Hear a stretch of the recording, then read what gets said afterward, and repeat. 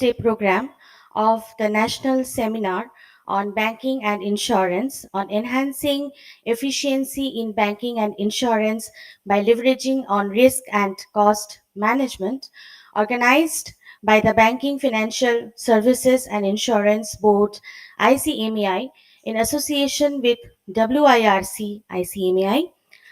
Yesterday, the session was quite enriching and knowledgeable and exciting as well. Today, also, we are having many more such exciting sessions. I welcome all the eminent dignitaries, luminaries, council members, students who are gracing the program today. So, just before we start, we are playing the Institute anthem first, and then we will start our session. असतु मा सद्गमय तमसो मा ज्योतिर्गमय मृत्युर्मामृतं गमय असतु मा सद्गमय तमसो मा ज्योतिर्गमय मृत्युर्मामृतं गमय असतो मा सद्गमय तमसो मा ज्योतिर्गमय मृत्युर्मामृतं गमय. Thank you. Please take your seats. So now I would invite CMA Dr. Tarun Agarwal, former Director, National Insurance Academy, for chairing the session today. And also I would request Sri S.N. Bhattacharya, Secretary General, Life Insurance Council, Sri Inderjit Singh, Secretary General, Non-Life Insurance Council, CMA Dr. Ashok Jain, our board member, and also our chairman, CMA Chitranjan Chattopadhyay sir, to please come to the dais.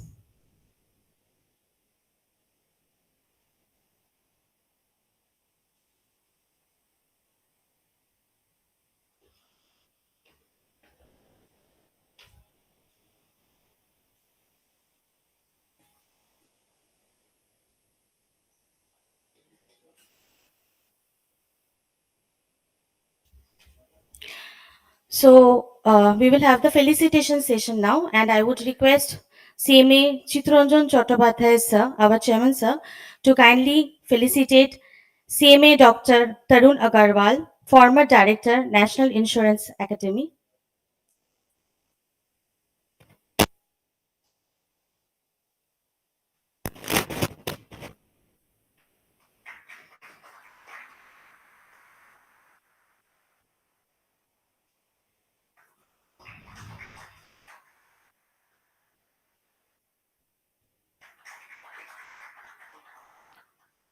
Thank you. I would again request, sir, to felicitate Sri S.N. Bhattacharya, Secretary General Life Insurance Council.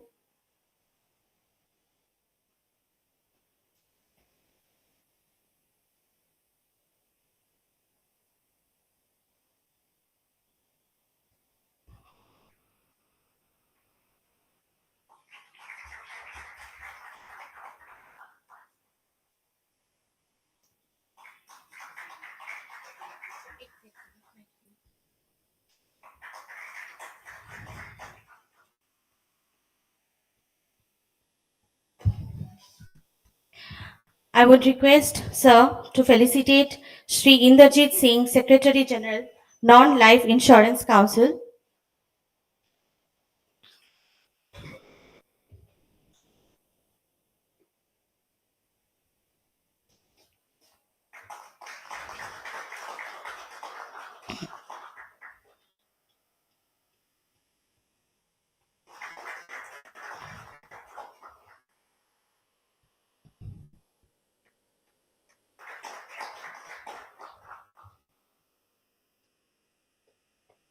Requesting, sir, to again felicitate CMA Dr. Ashok Jain, our board member.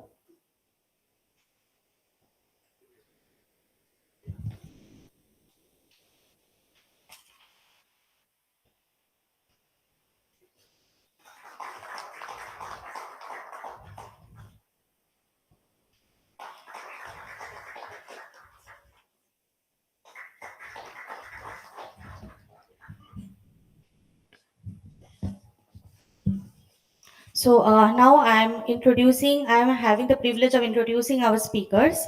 CMA Dr. Tarun Agarwal, former Director, National Insurance Academy.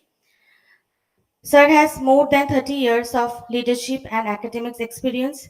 He has worked extensively in the areas of financial inclusion, financial education, microfinance, corporate strategy. As an academician, he has been with leading business schools in India as member governing council and director, professor, HOD, cum chairman placements. He has authored several research papers published in leading national and international journals. Sir is on the Insurance Regulatory Development Authority's Insurance Advisory Committee, National Disaster Management Committee, and many more. He is a fellow member of our Institute of Cost Accountants of India, a PhD in Management, Master of Business Administration. We welcome you, sir. Shri S.N. Bhattacharya.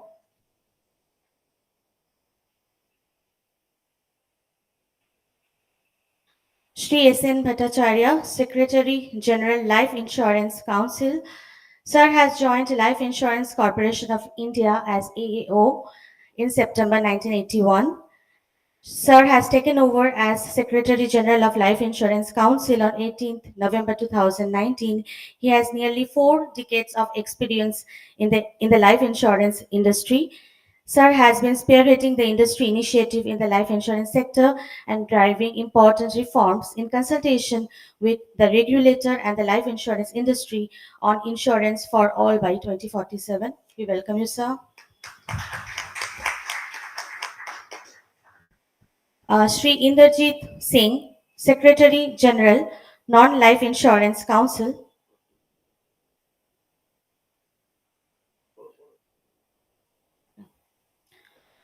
Sri Inderjit Singh has been appointed as the Secretary General of General Insurance Council.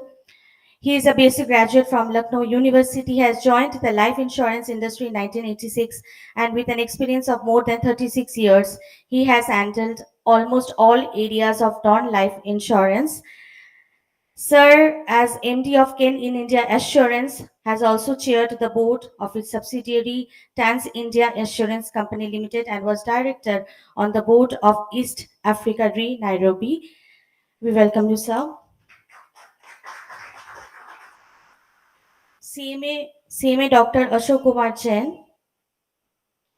Sir has worked with various organizations in different positions like NBC, Onita Television, Lohia Machines. He is a fellow of the Insurance Institute of India, fellow of the Institute of Cost Accountants of India, Master of Business Administration, specialization in marketing.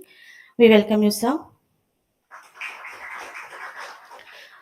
Now I would request Tarun Agarwal, sir, to please take over the session.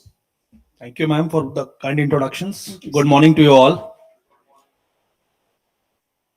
थोड़ा फीका है. Good morning, Aj. Good morning. Thank you. Let me take this first opportunity to wish everyone a very happy new year. We are meeting for the first time officially on this platform. And I once again take this opportunity of welcoming you all to this national seminar on banking and insurance organized by the BFSIB board of the Institute of Cost and Accountants of India. And the topic is very, very interesting for the 2 days: enhancing efficiency in banking and insurance by leveraging on risk and cost management. Well, yesterday we had very interesting sessions, 3 of them after the inauguration. The first one, enhancing operational efficiency through cost profitability models. We heard good, very eminent panelists speaking individually on the topics.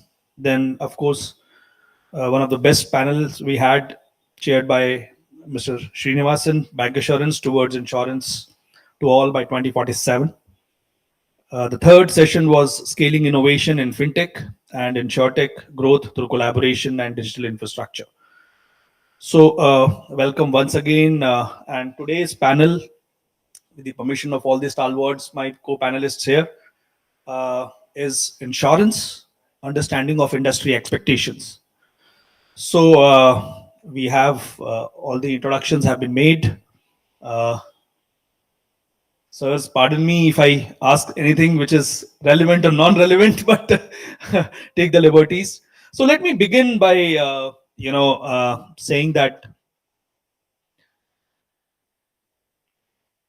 what I call इसको बहुत basic रखते हैं कि जिंदगी जो है वो start कैसे होती है हर एक इंसान की. What is the basic requirement of everybody is roti kapda मकान.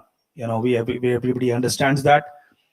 सो उस रोटी कपड़ा और मकान की एक्सपेक्टेशंस में how does a person starts his life. He starts earning either by working or by doing a business. So either you are working or doing a business. Then comes three commercial expectations of everybody's life, which is savings.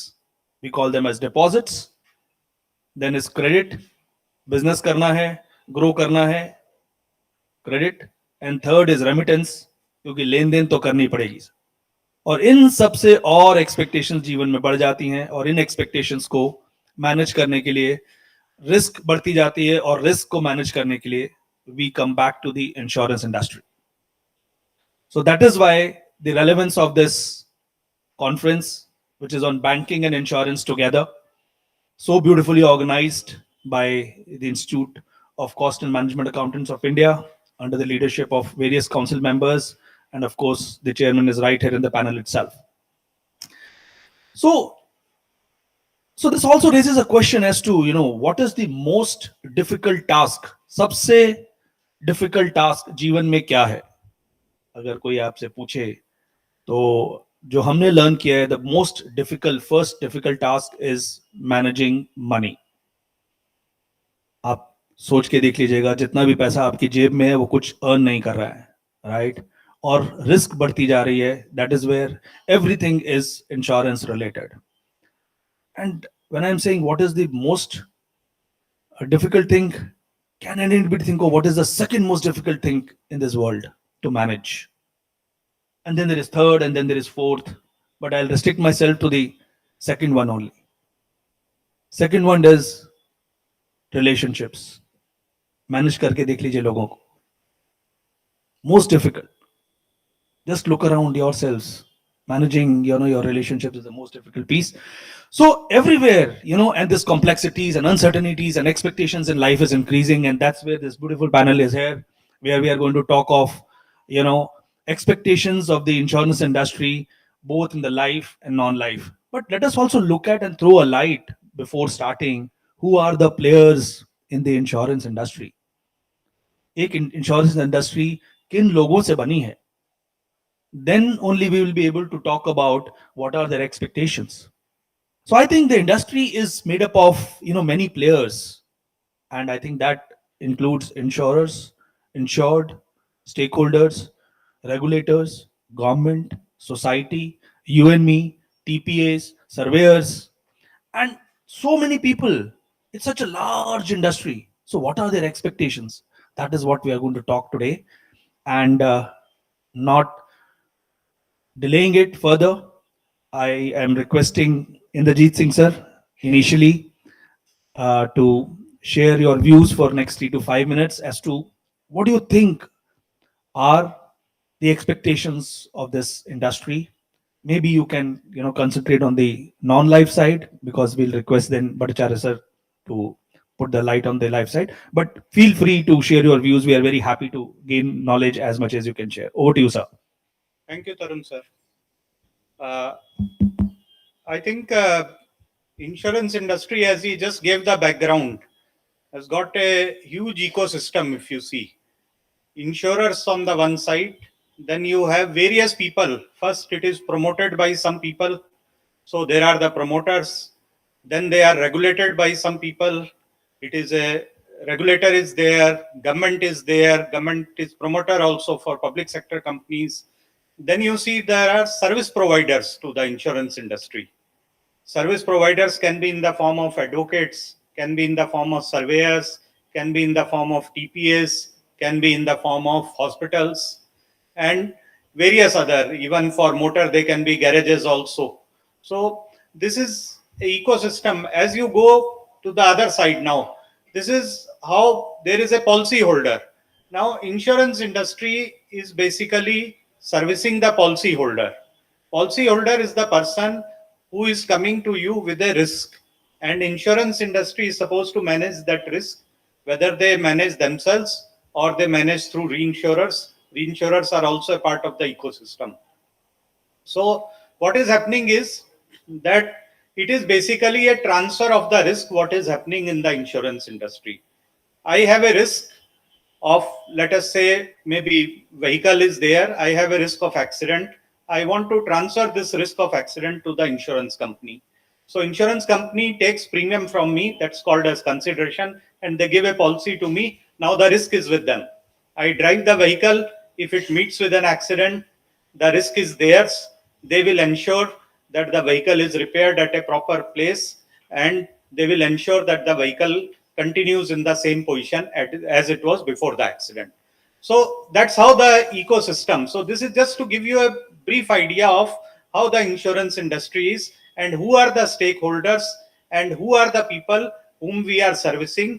And now industry, when they are there, they have the expectation, and the other side has also the expectation. So since the topic is basically the expectations of insurance industry, so we'll talk from the insurance industry side only, not from the other side, because expectations in this world, be it any relationship, as such said, that if I have a relationship with some person, or maybe my superiors or maybe my subordinates, I have some expectation, they have some expectation. But let's talk from the insurance point of view, the expectations of the industry.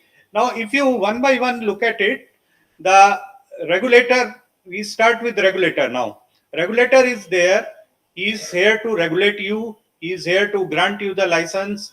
He is here to look at how you are performing, what are your targets, what are your achievements, comes out with the regulations, and whether you have achieved the regulations or not, whether there is a non-compliance or whether you have completed it. And time to time, there is a monitoring of performance through various statistics which they collect through the systems. So that's how the industry expects the regulator to provide a totally level playing field for all the players.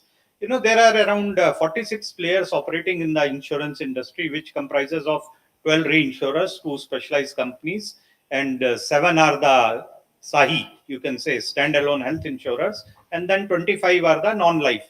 So that's how the non-life insurance industry, and it is around 2,90,000 crores last year, the completion was there. So that kind of industry is there, and this year we are doing well. So growth is also there. So things are improving. But only thing is that industry expectations from the regulator, they start with that there is a total level playing field. Regulations are easy to follow, easy to achieve, but then they are in a way proper so that everyone is in the net. They are not able to go out of the net and do some kind of indiscipline in the market. Those are the expectations from the regulator. We expect the regulator. Yes. We go to the regulator, we tell them that this is not in the Mm, interest. mm. You know, Yes. council is also sort of providing a platform to the industry, wherein the expectations of the industry are addressed by the regulator. So if industry feels that a particular regulation is not okay or not very much conducive to the growth of the industry, they come out with that, and after that they point out that this is how it should be. So those are our suggestions. See, regulator is regulator, industry comes out with suggestions. Then another role which council plays in managing another expectations are the expectations from the government. Now government regulate the taxes. There are expectations that low taxes means low cost of the policy. So low cost of the policy means greater penetration.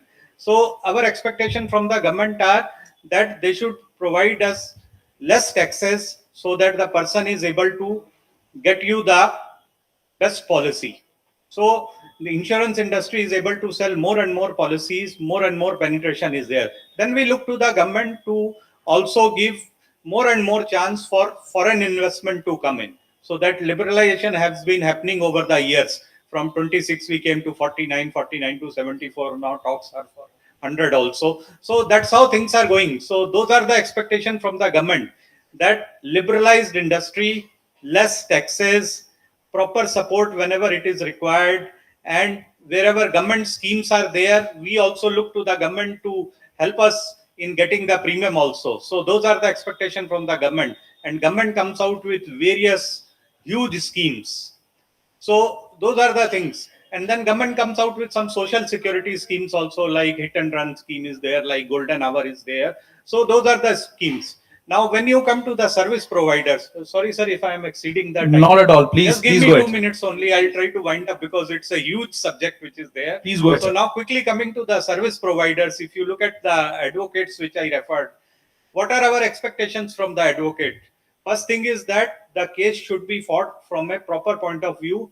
There should not be any cohorts in that you are joining from the other side. You are regularly attending, not taking adjournments. You are properly drafting the WS, timely follow up, timely collection of documents, and ensuring that Lok Adalat has maximum cases settled. It is not prolonging, saving interest for the company, and all those kind, and advising on the technical issues and fighting on the technical issues in the court in the interest of the company. So those are the expectations which have, and the industry will naturally expect from every advocate that each and every case which is coming out, the industry wins, or even if the judgment happen, the judgment award is the least, because that's what our interest is. Now, if you look at the surveyor, what are our expectation from the surveyor? First thing, any loss happens, immediately we contact them. They reach in the least possible time. They accept the survey, reach in the least possible time, make the person comfortable, because those are the difficult times for the client.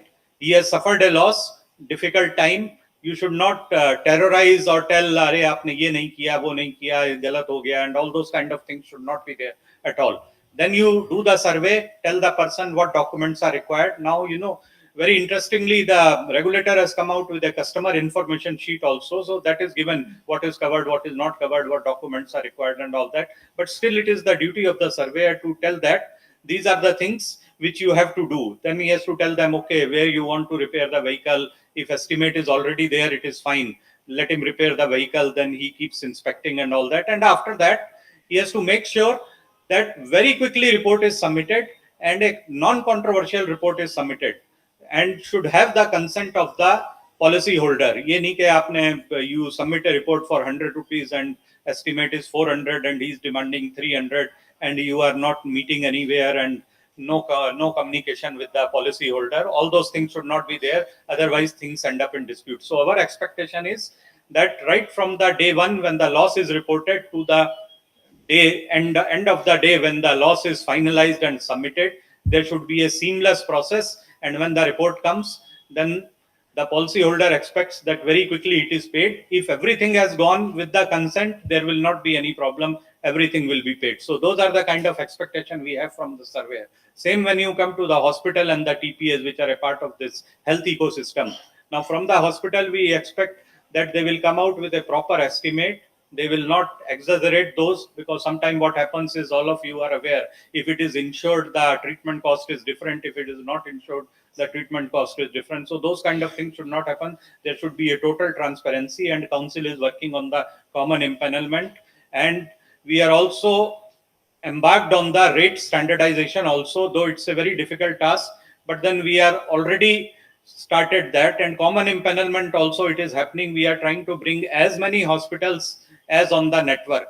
So that was started 1 year back, and we have made some progress, and much more progress is in the pipeline.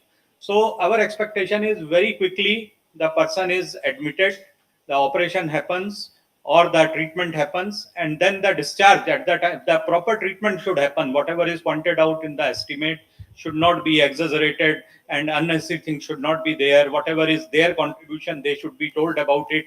And when the discharge time happens, quickly discharge should be there. The cashless approvals and all should be secured from the company. Those are the kind of expectation. Sometimes discharge is there and is not discharged, and all those kind of things happen. So all those disputes should not happen. And from the company also, it should be a totally seamless process. And that is why TPAs are involved, because TPAs in a way mediate just to get all these things. But some of the companies are dealing directly also. So that is one thing more which I would suggest. Then when you come to the other side now, policy holder expectation. What does industry expect from the policy holder? Now, policy holder and industry, they have got a relationship, party one, party two. So, but then our expectation from policy holders are also there. We expect the policy holder to be very free and fair. There should be non-disclosure, should not be there. Everything should be disclosed at the time of policy. He should not bring any fraud claims, should be very, very polite in the communication, should not be fighting, and should have a proper, in a way, it should be there that there is a good relationship. That is how because insurance is a business of relationships. If you don't have good relationship, next year renewal will not be there, because insurance policies are, our non-life are annual renewals.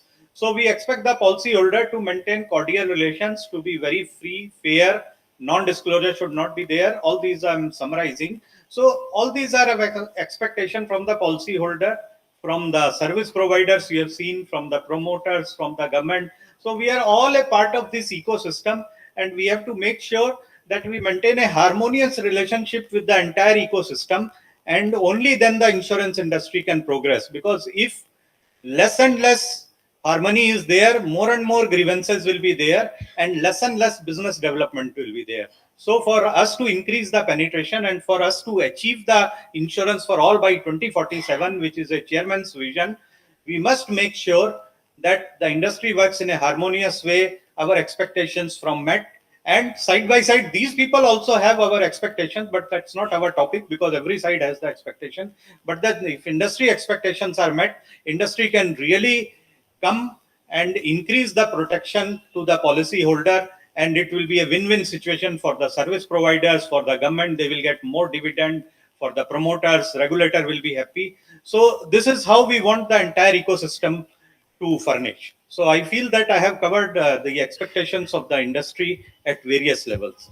Thank you, Indrajit sir. Really, in very short time, you have explained it in detail. Sir, coming back to Bhattacharya sir. Sir, same questions to you. Maybe you would like to highlight more from the life side, but feel free to share your views, sir. Over to you, sir. Thank you. Thank you, Agrawalji. Like Mr. Indrajit Singh said, I represent the life industry in the country.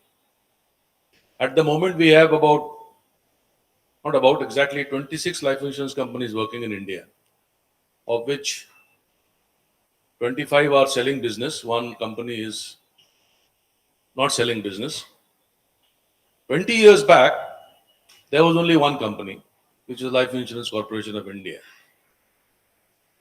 And before 1956, there were about 245 companies selling insurance in this country. Today, there are 25 selling an insurance cover for an event which is certain to happen to everybody. But still, as a country with so many players, we have not been able to penetrate much. And recent newspaper reports, you must have seen, that penetration has actually come down in the last year. Any country, whether developing or not developing, more so in developing countries, life insurance is a necessity. It's a need. Like Agrawal Sahab rightly said, roti, kapda or makan. Makan means a cover. We need a cover. I feel roti, kapda ke baad, insurance, life insurance is the first major requirement before you can go for a makan. But somehow there is lack of knowledge, awareness. People feel that they can postpone this event of buying a life insurance for a later stage. This results in basically the premiums going up, because if you grow older, premiums go up. And maybe you're not able to afford it, so people are left out without life insurance. Therefore, India has got a total number of policies, not lives, is nearly 34 crores, even after so many years of life insurance, out of a total population of over 140 crores. I feel awareness is a very important thing, especially for life insurance. And we should be able to spread this awareness that what life insurance is and how it can help you. It does not try to compensate the loss, but it tries to cover it up as far as possible. The life itself cannot be compensated. Life insurance in India is basically sold by distributors. You cannot buy life insurance from an insurance company directly. A distributor could be a corporate agent, could be a broker, could be a bank. Bank is a corporate agent. Your bank can help. And having insurance is a need which should be fulfilled as early as possible once you start earning money. My experience with the insurance industry has been that people underestimate future. They feel that nothing will happen to them. And when something happens, then they look for life insurance. Or there's a medical emergency, then they look for health insurance. Awareness is the root cause. We from the council have been trying to spread awareness. We have a combined industry program where we campaigned the Sabse Pehle life insurance for the last 2 years. Current year also we will start now. Hopefully, awareness will improve and penetration as well as number of people covered will also improve in the coming years. I think that's all, sir. Thank you. Thank you, Bhattacharya sir. Nicely put. We also have Jan Saab here. Jan Saab, I would request, though you have to do a sum up and thanks also, but I would request if in 2 minutes if you can summarize your thoughts as well, and then maybe we come back on more questions. Very short for me, particularly. Anyway, friends, and what my friend Mr. Tarun told that number of the stakeholders, insurance industry is comprising of the number of the stakeholders, it with the insured, insurer, advocate, surveyor, TPA, regulator, society. These are the all stakeholders. So that we do have a lot of expectation from our all stakeholders. But before I start, I am having a lot of expectation from the regulator. Incidentally, the regulator are sitting on the dais, and the particularly I wanted to make them aware, though they have been a part of the insurance industry, and they know the ground reality, what is going on in the market. But regulators, sir, though we are all everybody is crying, including the government and regulator, that we are penetration is very less. But the ground reality that we have given the license to all number of 73 players in the market, and particularly so far non-life insurance sector, I will stress upon the non-life sector. You see what's going on in the market, that you have given the license that just to cater the insurance services, but practical thing is that the insurance company has categorized their risk as a preferred risk, non-preferred risk, and declined risk also. And it's a surprising, such a very disappointing scene that the number of insured, number like in the case of plastic industry or the chemical industry, it's a declined risk or the red risk. And we are very much disappointed that some of the insured, they are not getting a quote from any of the insurance company. Nobody is quoting the premium. I mean, then finally they are forced to remain uninsured. Other way, we are crying for the insurance, increase the penetration, increase the density also, but number of insured. Sir, I just wanted to share some of the risks in Rajasthan and in Mumbai also, that none of the insurers across the country, I tried across the country, we could not get the rate. So this is my expectancy. At least you should look into practically why. I mean that insured is not at all dictating the terms. You give me this premium rate. Whatever premium rate the insurance company want to charge, they are free to charge. Whatever riders they wanted to apply, they should apply the rider. But even they are not getting. So it is not his fault that he has started an industry, but he for that, I would request my regulator friend Indrajit Singh sir, you please sir take up with the IRDA, the regulator also, that they should provide a platform to the some of the insured friends, they should get some sort of a relief. Is at least there is no point of saying the decline risk or the rate risk or the non-preferred risk. So this is my one of the point. Other way, regulator is coming with the various frequent variation in the pricing. Sometime IRD is allowing just sir, tomorrow you will be joining some IIB meeting also, and this is my submission on behalf of my all insured friends. Like there should not be any frequent changes in the rating. Sometimes the insurance company are allowing a discount to the tune of 90%, 99%. And sometimes only the net cat rates is there, IIB rates are there, so the discounts are. So there should be a standardization. There should be changes, but it should not be very frequent. There can be a periodical variation, but it should not be frequent. Because ultimately, due to that reason, the insurance company are losing the credibility. Initially, that sometimes they are quoting a premium of 1 lakh rupee, and next year it is 5 lakhs rupee. It should not be there. Apart from that, the regulators, since you know what's the ground reality about the health insurance market, so this is the expectation from the government. Unless and until there is a health regulator in the market, the hospitals are doing crime. Practically, you see in the particular health insurance company, the insurance company are bleeding, but ultimately insurance company are bleeding, but ultimately who is suffering? It's the public. The insurance premium which was being charged rupee 1,000 way back in 2020, now it is a 10,000 rupee. And the premium which was being charged 10,000 rupee, it is now 75,000 rupee. And the moment the insured come to know this much of the exorbitant, they prefer to get reluctant just to get the insurance. So ultimately, we are crying for the penetration, but when this is the ground reality, so certainly, I mean, it should be there. You should look into that other way. Apart from that, the insured, because ultimately you do have good MIS system. There's a good data mining also. So across the country, like you can collect the data from all the insured, so for particularly corporate insured, that you can make the some in the line of the civil rating. That way you can also make a rating in the line of the civil rating for the insured also. So that at the time whenever any quote is there, on the basis of civil rating, they can get the premium also. So this is my particularly suggestion from or expectation from my regulator friends. And apart from that, there are so many stakeholders.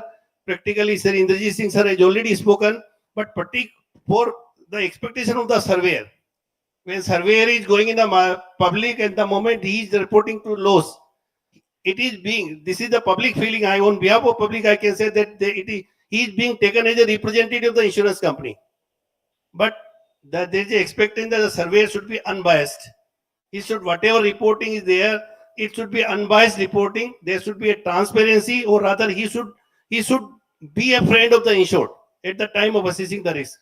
But generally, this is a ground feeling that the insured is being treated as a representative of the insured, the insurance company. So this is the expectation of the surveyor part also. Apart from the insured generally, this is the insurance contract is a contract of a good faith.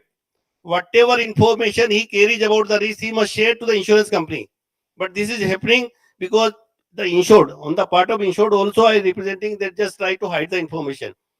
The way I think industry की expectations के साथ आपने अपनी expectations भी बता दी, बहुत अच्छा लगा यहाँ पे. Thank you so much. So let me just barge in and because we have a lot of, I understand the time don't part, mind, but a lot of things are there just to. Inderjit Singh sir, you would like to say something, and I would also just like a small add to it. Anything you would like to share, sir? Evolving industry operating models, which you think which can meet up the expectations also. I think I can please address some of the points which were raised by Dr. Jain. Please, sir. So I think now as regards the rates and all that, first thing is that let me tell you, council is not a regulator.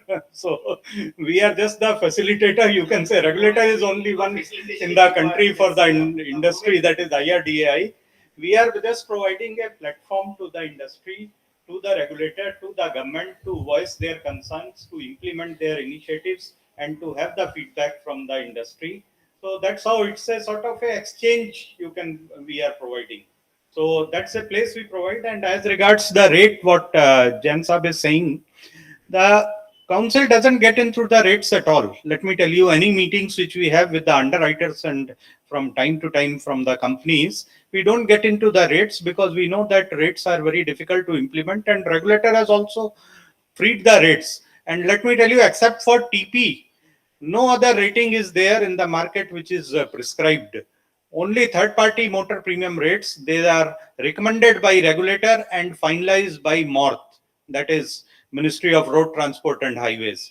That's how it is. Except for that, all other rates are totally free. Sometimes those IIB rates are taken as a benchmark, and on that basis, and all that, the companies are totally left free to decide on the wordings, to decide on the rates, and to decide on the coverages also.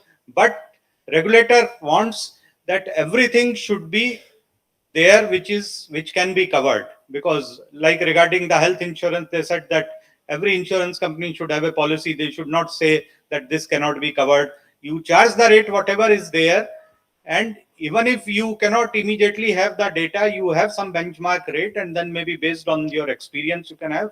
But let us have all the risk to be covered in times to come, because then only the penetration can grow. So those are the things. Now as regards the surveyor, what sir's comment is there, surveyor, see, fine, they are licensed by regulator. So what is there is surveyor has to be independent. Let them not be a part showing that they are, though they are deputed by insurance company, but they'll let them work in the interest of both the parties. So let them submit that timely, fair, accurate, and justified report. That is what I would suggest. That report should be coming timely. That will be the interest of the insured also and insurer also. Proper report, both the parties are interested. So that's how it should work. It should be in a balanced way. So that is what my appeal to the surveyor friends will be, that they should be working in a totally biased way. Because what happens is they feel deputed by the industry, so insurance, they are part of the insurance industry. It's not like that, licensed by regulator. But sometimes they are not very fair with the insured also. They should be, and they should not hide anything. Sometimes they are siding with the insured also, that some part the insured wants to be covered and they will not inform the insurance company, and something is coming, and all those things are there. So if insurance company is having some doubts, later on it goes for investigation and all that. So these things, what happens is they prolong the settlement of the claim. So a surveyor is the first person who goes in the market, who looks at the loss, and is the person who can facilitate the early settlement of the loss. And if the loss is settled in a very, very timely and justified way, believe me, that insured will next time again be interested to renew the policy of the company. If the surveyor is not working properly, is spoiling the game, then surveyor is also in a problem, and insurance company also loses the claim, loses the client. So next year the renewal will not come to us because of that bad experience. Thank you, sir. Thank you for all the clarifications. So maybe we'll take the question next. In the meantime, I think we have the chairman BFSIB board, Chitranjan Da. I think Chitranjan Da, if I'm not wrong, you have certain questions to put from the council side to the our eminent panelist, Bhattacharya sir and Indrajit sir. So over to you, sir. Thank you, Dr. Agarwal. Very good morning to you all. This is a session, I think, in the institute, I should consider it a historical session, because expectations of the industry, insurance industry, as you know, the BFSI board is observing, sir, for your information, every June month is the insurance month for us. We are propagating once 2047, clarion call has been given by the IRDI.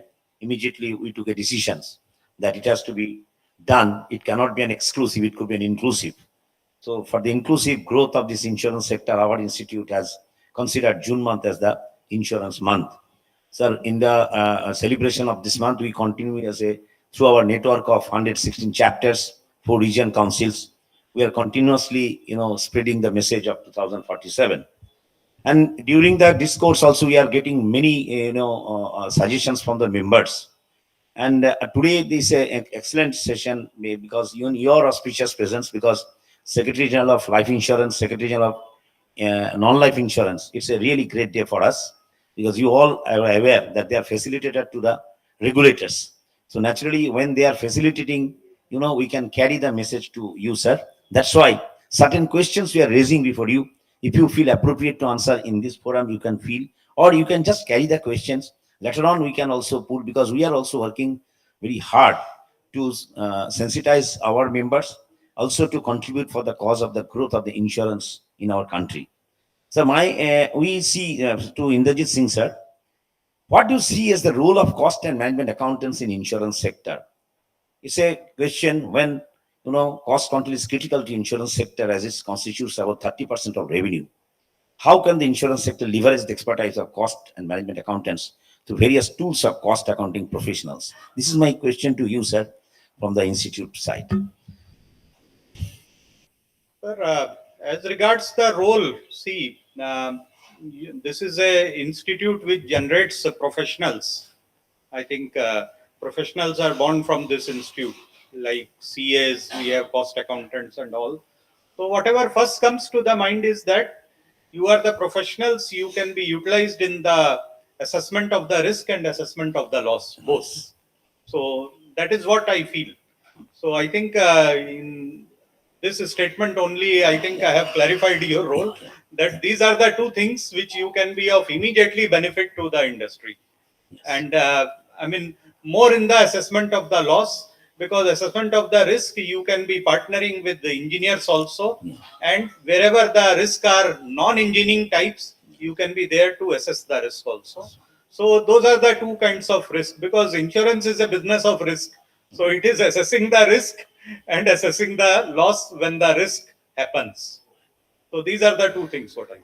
Thank you, sir. So I think our young, those qualified CMS, they could understand that, how much role you are going to play for this insurance sector in your professional life. Now, my question to Sir S.N. Bhattacharya, sir. Pricing is an important aspect of insurance sector. While actuaries play an important role, cost and management accountants can contribute to proper pricing by better understanding of various cost components. How do you see the contribution of cost and management accountants in this regard, sir? Traditionally, costing of life insurance policy is fully taken care of by actuaries. But there is scope of cost accountants to help in uh, giving more inputs so that the costing is done a little more properly and scientifically. I see a scope, but it requires, again, a lot more awareness to be built up, because financial companies like us, we normally go for MBA finance or for chartered accountants when they're available. But in the case of internal audits, I think cost accountants can be used more liberally and extensively. That is one area where probably cost accountants will be able to take care. Thank you, sir, for your candid reply to us.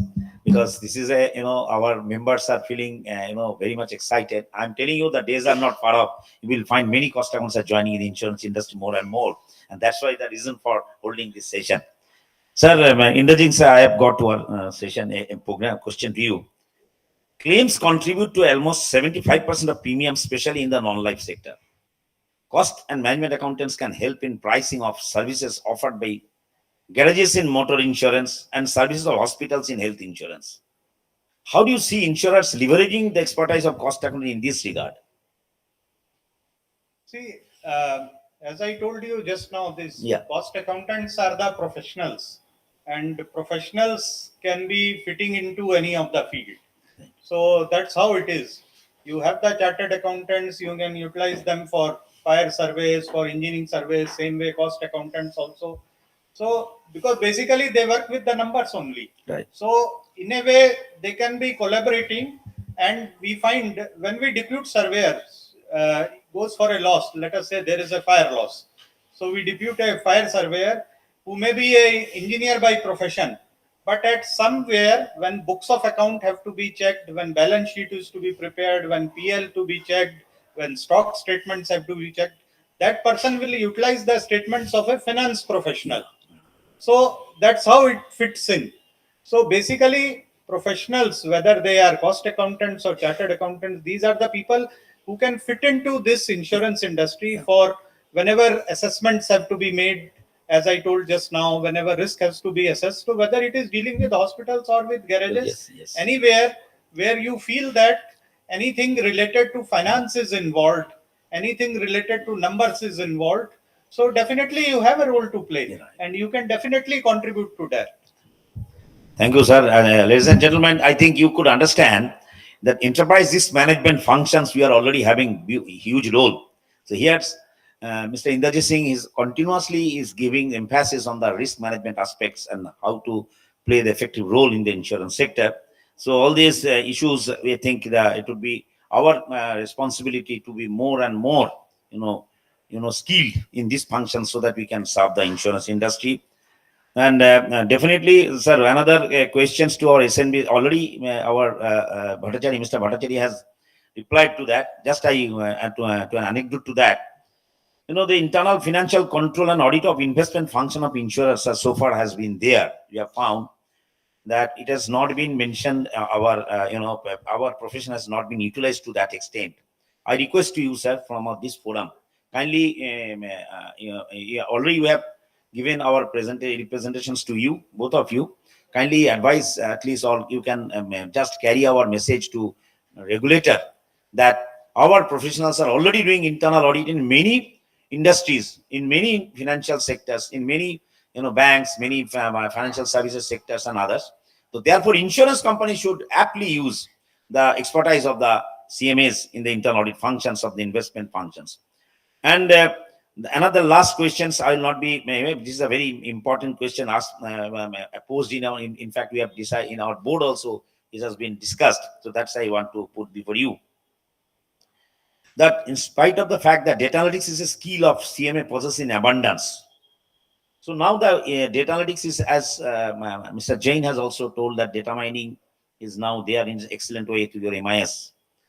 And as a management accountant, through this data analytics, we can play a very effective role in managerial decision making in this uncertain world. So could you feel that this should be utilized effectively in insurance sector by our CMAs? That's my last question, sir. Yes, you can do that. Yeah, that's. Yes, I think it can be utilized because people are using data a lot in life insurance industry, especially for better underwriting and better selling also. So I feel yes, cost accountants can be utilized in this area. Thank you, sir. Thank you, sir, for your all. You have taken pains to. Actually, our council members are also here, so they were also eager to listen from you. I think it's a good takeaway for us. Thank you. Thank you, Chatuda, for making my life easier and my work easier on this platform today, for taking up questions. So, I think in the interest of time, there's not much time left. I'll request Jan Saab again for not more than 2 minutes, if you can sum up the session, because post that a couple of pictures and then other things will take also time. Let's maintain the time today at least. We were falling short yesterday. Okay, Over to you, sir. I'll Again, simply- 2 minutes. No, it's not 2 minutes. I'll conclude within 1 minute only. I understand the Great, time sir. constraint. But again, my compliments to both my regulator friends, and then certainly I will request, because the Inderjit Singh said and the Bhattacharya sir said that they are the facilitator. So we simply want your facilitation only, like you take up with the regulator, because I know that again you have certain limitations. So you facilitate us. I mean, thus you just take our call or your call to regulator and tell them, because we have already represented to the LI Council, GI Council, and in turn, I am really grateful to Inderjit Singh sir that we have given a representation to him about the role of cost accountant, cost and management accountant in the insurance services, and he has already referred it to the IRDA, and we got a phone call from the IRDA. Mr. Rajas Sinha, he has acknowledged it, and then we are also seeking the time.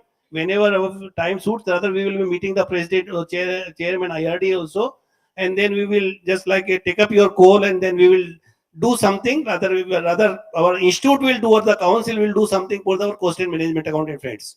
So again, thanks to all that they have given, or rather they have shared their views, and then our given all blessings to cost and management accountant. And I will request that you keep on doing, and then keep blessing on us. Thank you, sir. Just I want to request our two Secretary Generals, sir. June month again is coming. We will be having the insurance month, sir. We want to have a huge awareness program, through dissemination of knowledge.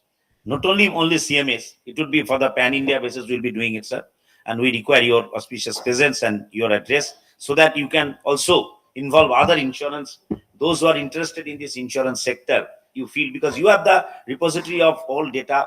So you please advise us. We will be definitely reaching to them, and we will make it a huge success for Insurance Council. Thank you, sir.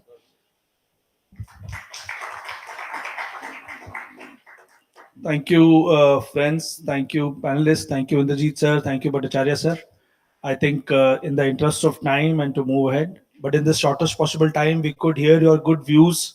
We could understand the industry and their expectations very well. Thank you, of course, to Jensap for keeping it short today, despite the fact that you are habitual of talking much more, but I could restrict you for 2 minutes. And thanks to Chitada for putting up relevant questions in the good interest of our young cost and management accountants. So thank you all. I'll request the camera person to take a quick picture and relieve all of us. Thank you so much. Thank you.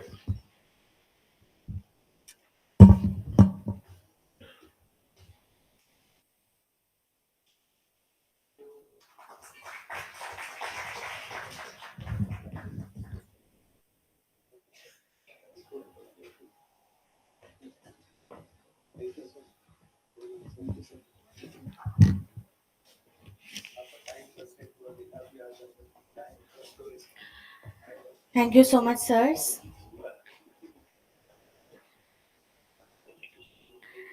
Now we will be having deliberation from CMA Dr. P. Sivarama Prasad, former AGM State Bank of India. He will be deliberating online today. Sir is a qualified professional in cost analysis, company secretary, finance, commerce, insurance, and banking, with experience of 36 years in banking and financial services. He is a fellow member of ICSI, the Indian Institute of Banking and Finance, Insurance Institute of India, and the Institute of Cost Accountants of India. He is former AGM of SBI and presently he is the faculty of our BFSI board. So we welcome Sivana Prasad sir through online. Requesting sir. Okay, madam. Thank you, madam. Whether PPT is visible, madam? Yes, yes, sir, it's visible. It's visible. Oh, okay. So, good morning to all. I am Dr. P. Sivarama Prasad. I am calling from Hyderabad. I am the former Assistant General Manager from India's largest bank, that is State Bank of India. Today, my topic is on responsible and sustainable lending by the banks and its opportunities to cost and management accountants. First of all, I wish you all the best to the organizers of a national seminar on banking and insurance and BFSI board and the cost and management accountants, those who attended for the seminar. I wish you all the best.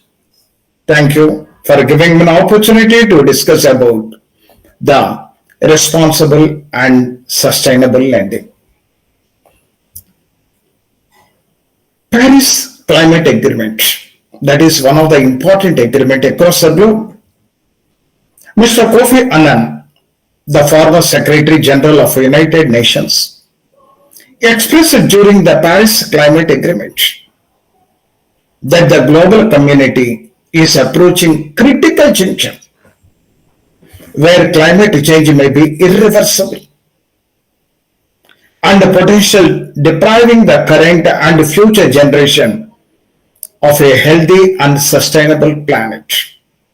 A scenario where terrible consequences for humanity as a whole in the coming days.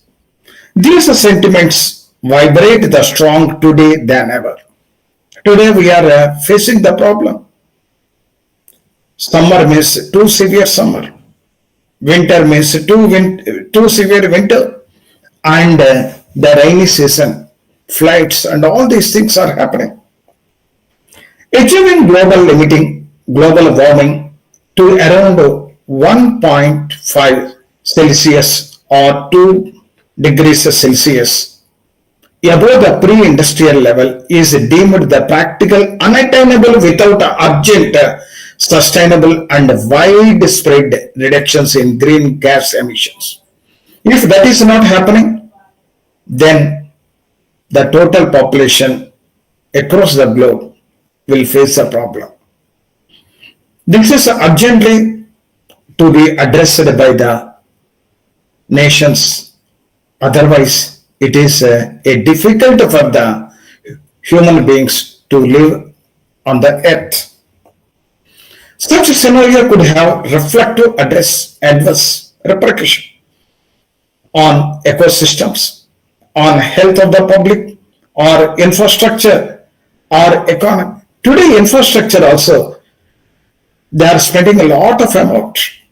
Once the floods or cyclone is happened, the roads are cut. The roads are also damaged like anything. Whatever the infrastructure we have spent, that is sheer waste. This is also a problem to the economies. A recent study, particularly the carbon brief, suggests that temperature rise 1.5 degrees Celsius to 2 degrees Celsius could reduce the global GDP. It is not only affect the climatic changes, but it is impact on gross domestic product. Approximately 8% to 30% in the year 2100. So GDP will also fall. And you are seeing extreme weather events. Everywhere we are listening from the newspapers during the season, particularly rainy season, floods are more washed out. And wherever people, it is very difficult for them for survival on account of heavy floods. Not only that one, extreme weather conditions, particularly drought. On account of droughts, the primary sector of the country, that is agriculture, is also a biggest problem. And thereby the production impact is also there. Not only that one, today, metros, lot of air pollution, thereby the health problems are arise, particularly the pollution, whether it is a air or water pollution. And the people are suffering a lot on account of the air pollution, particularly the lungs problem or the skin problem, etc., etc. Not only that one, the industries, they are releasing the effluents, thereby the water pollution is also increasing. Sometimes it is very difficult to drink the whatever the drinking water is also a big problem. And the sea level rise is also increasing on account of that the weather conditions. Chronic sea level rise, sea surges are also happening. Thereby, the coastal lines across almost all countries, the floods, the cyclones, heavy floods are happening. Thereby, it destroys the houses also. Not only that one, today the biggest problem in the country is water scarcity. Drought or insufficient supply of increasing demand. The population is growing, the water levels are not up to the mark. And particularly in the summer season, the people are also suffering a lot on account of water scarcity. All these things is a problem. That's why the bankers are also contributing, particularly in the lending activity, to the important sectors of the economy, that is a primary, secondary, and a tertiary, that is agriculture sector, industry sector, and service sector. That's why the major chunk, the lending and the growth of the economy is depending upon the banking or financial sector. That's why the banks are called backbone to the economic development of the country in any country. Understanding of the ESG linked loans, because the banks are giving loans, and if at all they are following the ESG linked loans, then to some extent the problems are solved. Understanding of the ESG linked loans. The ESG linked loans focus on environment, social and governance aspects or performance of the borrower. Whenever the banks are giving loans, they have to follow whether the borrower, the prospective borrower, whether he is following the environmental, social and governance is not. That is to be verified before sanctioning the loan. This becomes the new norm in the banking industry, as it is not only brings up the organization to be responsible towards environmental or social or governance related efforts, but also avail greater benefits with a lower interest and various types of loan. Today, the banks are also mobilizing green bonds. And once the borrower is following the ESG norms, definitely he will get a fine rate or super fine rate, that is a rate of interest to be charged by the bank on by lending to these type of industries. On the other hand, the overall performance of sustainable development and the social responsibility of the banks in the long run. It is one of the social responsibility. CSR means spending 2%. That is not the criteria, because here they have to fulfill, they have to satisfy the public, they have to satisfy the customers, they have to satisfy the shareholders, all people. It is one of the social responsibility. Whenever they are giving lending, if at all the industry is creating pollutions, either air or water, then automatically it is the people are suffering a lot. Take for example, in Visakhapatnam of Andhra Pradesh, pharma city is there. People are suffering lung cancers. See, people are suffering skin cancers on account of the air and water pollution increase. And those lands are not useful for next 25 years. That is one research was undertaken by the British government. ESG linked loans, the financial terms or loans are linked to the ESG performance. Once the performance, when they are following the whatever the ESG norms are there, then they will get the benefits, lower margins, lower security, lower rate of interest. The banks, like workplace, diverse the score of contribution of green energy projects or social initiatives. That's why the banks are going for this green energy projects. These can be tracked through diverse metrics like sustainability performance targets. The banks are also now in their credit policy guidelines. They are included this one also. The key performance indicators laid down by the banks. Whenever they are giving any chemical industry, whenever they are giving any textile industry, whenever they are giving any other industries, particularly jute or sugar, whatever it is there, their standards are there. If the standards are not fulfilled by the companies, they don't get any finance from the banks. These best practices are being followed by across the globe. As for the Reserve Bank of India, it is important to link the development with the financial system, largely supporting sustainable practices and initiatives in the country. The Reserve Bank of India also initiated this concept. That's why they have created one exclusive department, because the banks are pumping the money for the development of the country. So while pumping the money, if the banks are ensured that ESG norms are fulfilled by the prospective borrowers, whether it is a company or MSME or the borrower, whatever individuals they have to fulfill, then only they will get the finance. The role of the banks and financial institutions in ESG. Banks play a crucial role in financing transition to low carbon economy. That is the objective. The low carbon economy is the objective. That is the government aim is also like that. Mitigating the impacts of climate change and reducing the bank's exposure to climate related risks.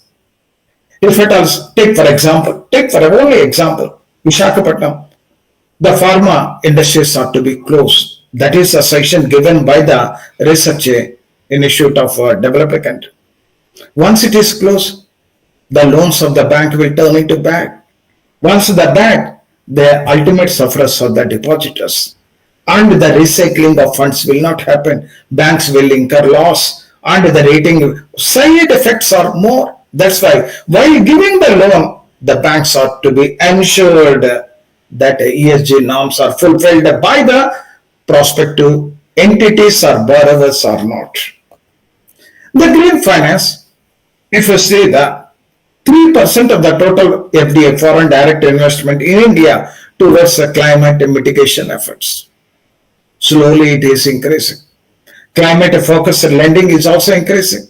Companies like EQ, the support business, and financial issue driving economy growth while addressing the climate change. The UCube support is also required. That UCube is nothing but they are fulfilling the norms of the ESG by the industries. Peer-to-peer, today peer-to-peer lending is in India is increasing, particularly 10.5 billion by 2026. If they followed the ESG norms, then they are contributing a lot to the country also. Can be leveraged to promote climate-driven lending also. But at the same time, the challenges are also there. Accessing and disclosing the climate-related data. Because earlier we have not followed. Today we have to accessing and disclosing the climate-related data. And accessing climate-related risk. Once, what is the risks that are there? And engaging stakeholders, whether it is a shareholder or the customers, they should also understand the importance of the ESG.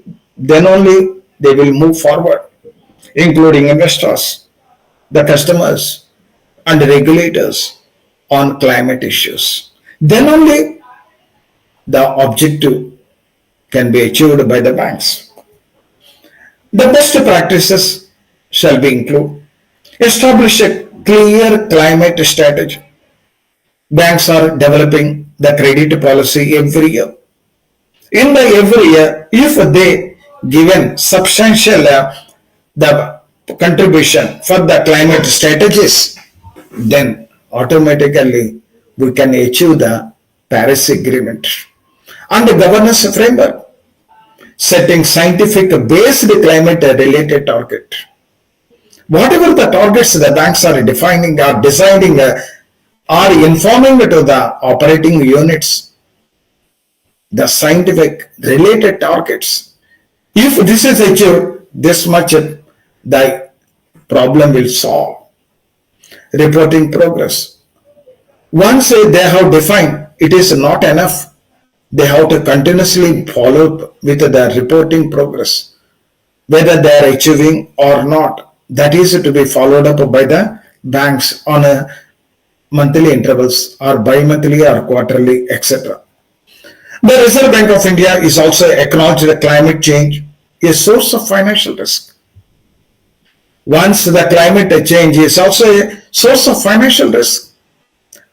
Once the company is releasing the carbon emissions and the people are resisted for that, then the particular project has to be closed. Once it is closed, it is a credit risk to the bank. The same thing was happened in Srikakulam of Andhra Pradesh, where one power project constructed in the mid of agriculture lands.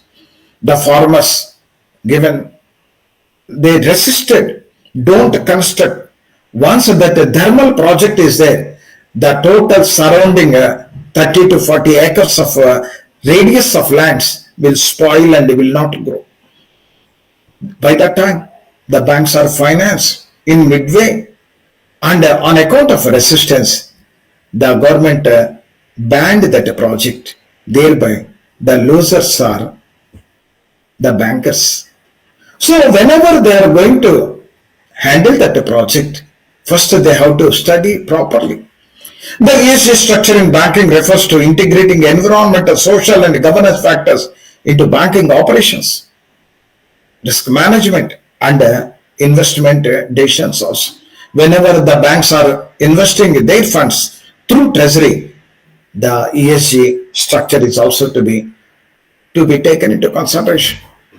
Sustainable linked loans or ESG loans, interest is tied with the borrower's ESG performance. Today, they are enjoying the lower rate of interest. They are enjoying the lower margins. They are enjoying the lower collateral securities. ESG linked of the State Bank of India, if you take the 2022, is 396.7 million. And the Indian banks increasing adopt of ESG practices with many investing and green bonds and funds also. Globally, the ESG lending is 12% of the global banking lending in 2020. With the third sustainable debt issuance, that is 2021 is 6 billion in 2016, that was raised to 322 billion in 2021. So a lot of importance is given across the world or across the globe. The benefits of ESG lending are lenders can better manage the risk associated with the environmental and social issues, demonstrate lenders' commitment to sustainability and social responsibility also, and improve the transparency and accountability by disclosing ESG related information. Today in the balance sheets of bank, the Reserve Bank of India also given guidelines to mention the performance of the ESG linked loans also. Long-term sustainability for ensuring long-term sustainability on the financial system as a whole.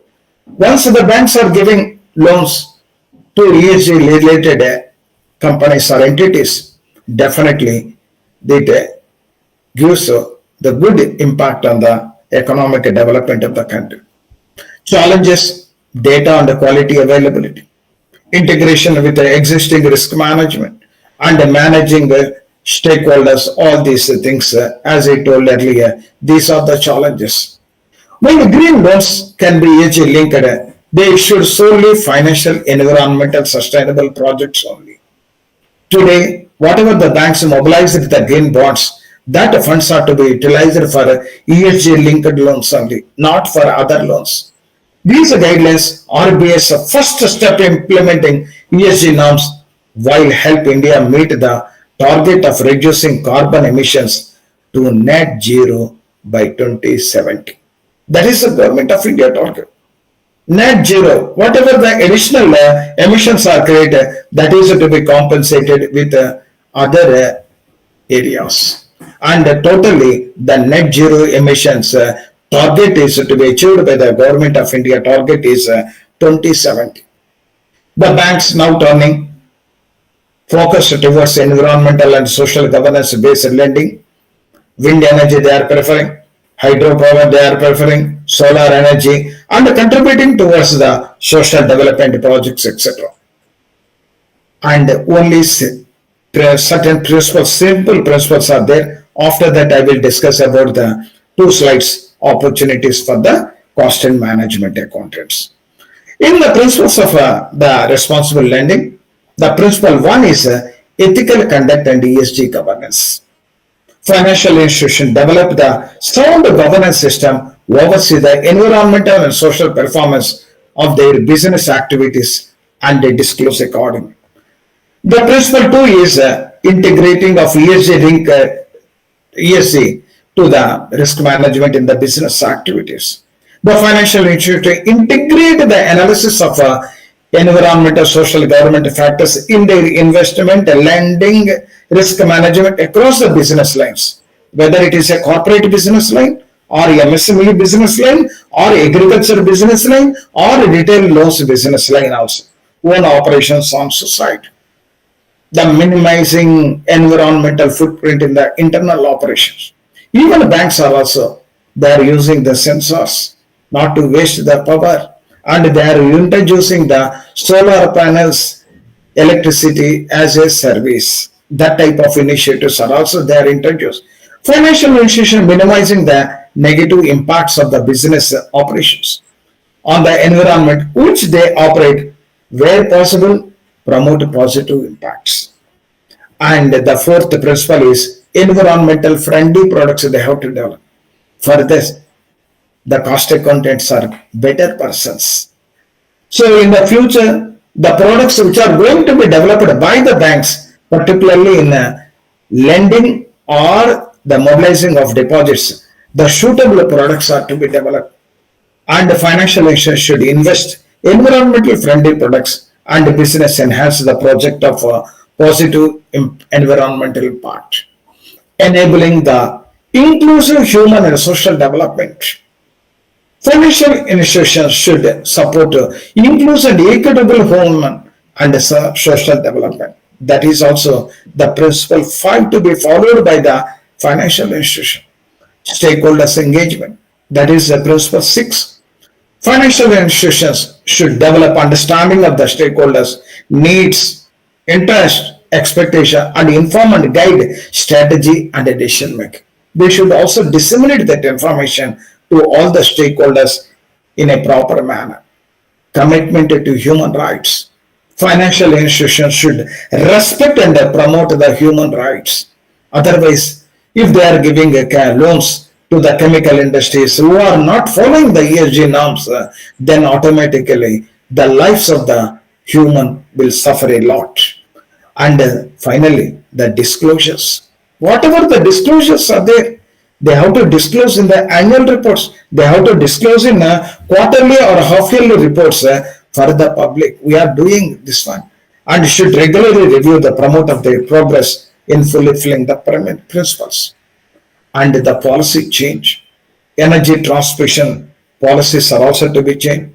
They have to give the wind energy or solar energy in a large scale manner, and the clean energy they have to give. These are the clean energy instead of thermal, and clean transportation. They have to encourage electric cars or electric buses, or if it are the industry workers are following the bicycles instead of scooters or this one cars, they have to give the push to those industries by reducing the loans and shifting sentiment brown industry to green industry, companies. They have to increase the green industry from the brown industry, and the disruptive models are also they have to increase the Netflix or Uber.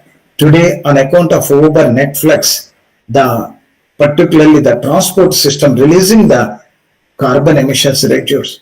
People are not using cars; they are simply sitting in their house and viewing the pictures. Earlier, they used it to take the car and go to the market and a traffic jam, carbon emissions, but Netflix or Uber sharing the costs. All these things are the disruptive business models.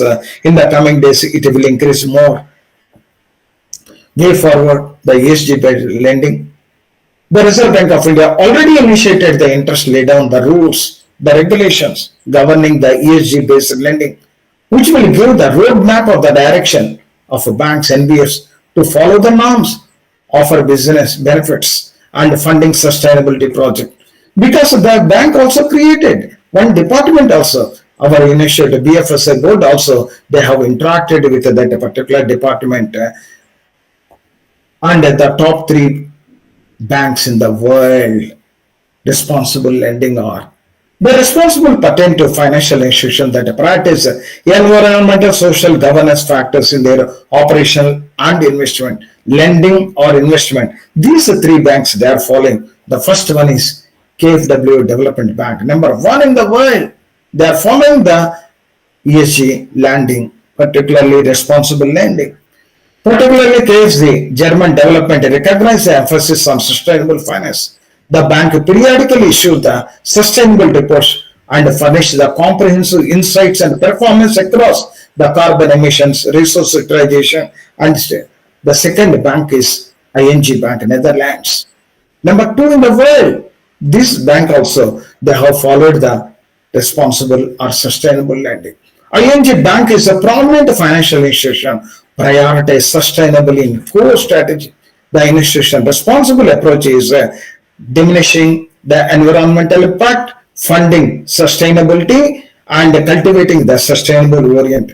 The third and bank is ING Bank, that is Standard Chartered Bank. This Standard Chartered Bank also, their dedication is there for responsible lending. The bank is also outlined the sustainability objective and curbing carbon emissions, etc., etc. In the conclusion, being a custodian of the people's wealth. Banks are custodians of the people's wealth. Whatever the savings, whether it is a savings bank or current account or fixed deposit, they are the custodians and a profound responsibility creating long-term value for all its stakeholders by incorporating sustainability and responsible business practices in its operation. If they are always thinking about the bottom line, that is profit, then if they have given loans to highly created but emission created companies, so it is not a social response. They are not providing any benefit to the society. Only they are giving money. The money is not useful properly by the industries. They are creating emissions, water or air, and environmental risk evaluation, environmental audit.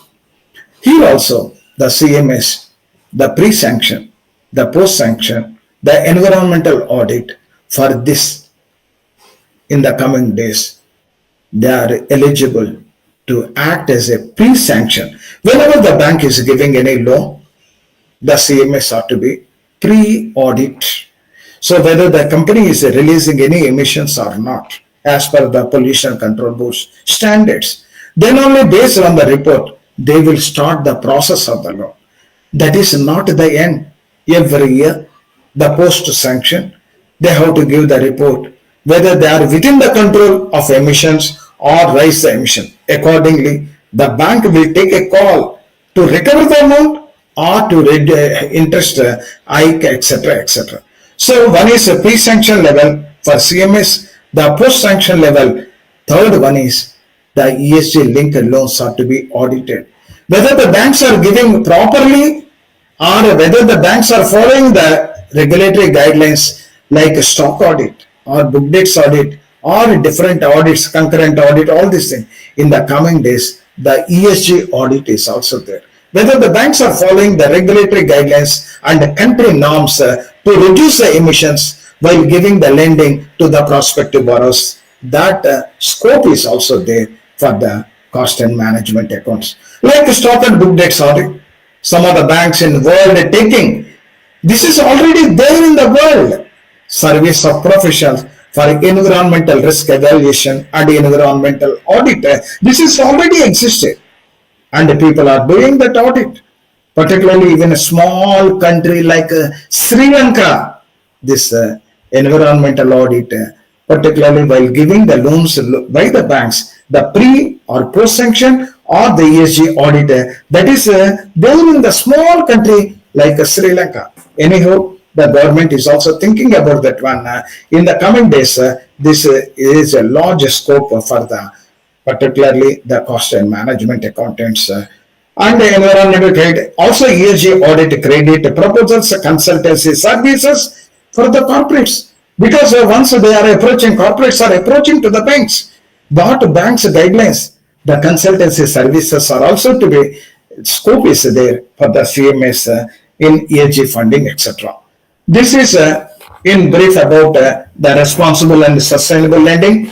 I wish you each of you professional and personal success in the coming days. Thank you very much for giving me an opportunity to discuss about the responsible and sustainable lending. I wish you all the best. Thank you very much, sir.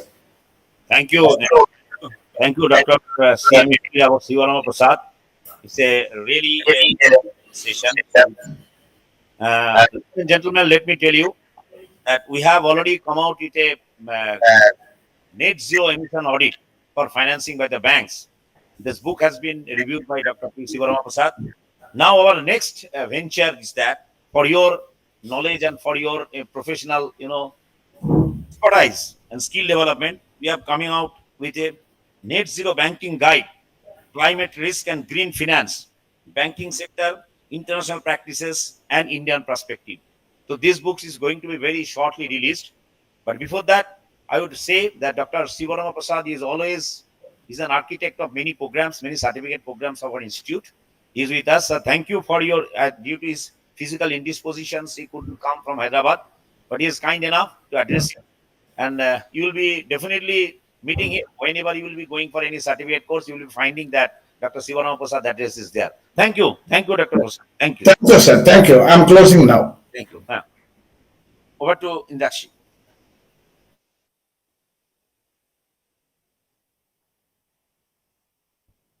Thank you, sir.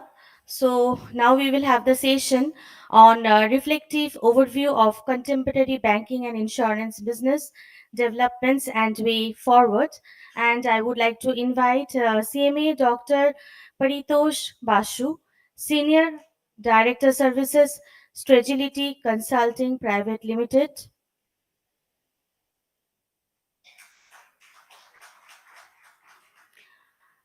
Shri Topendra Bhattacharjee, ex-banker and CEO Bargat.ai. Sir, please.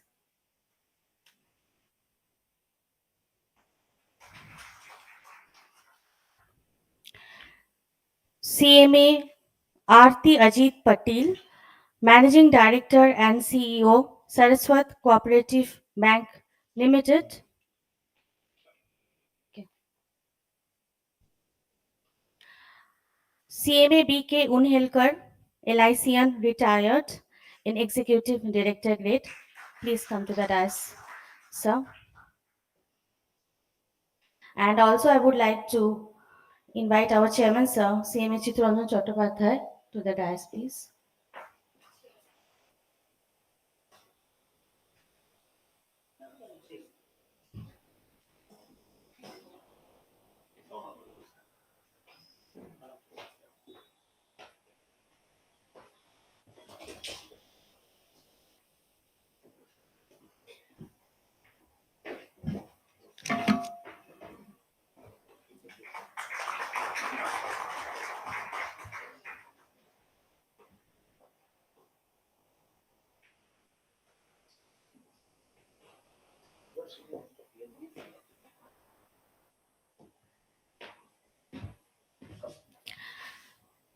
Thank you. So now we will have the felicitation session. Now I would request our chairman, sir, CMA Chittaranjan Chattopadhyay, to felicitate CMA CMA Aarti Ajit Patil, Madam, Managing Director and CEO, Saraswat Cooperative Bank Limited.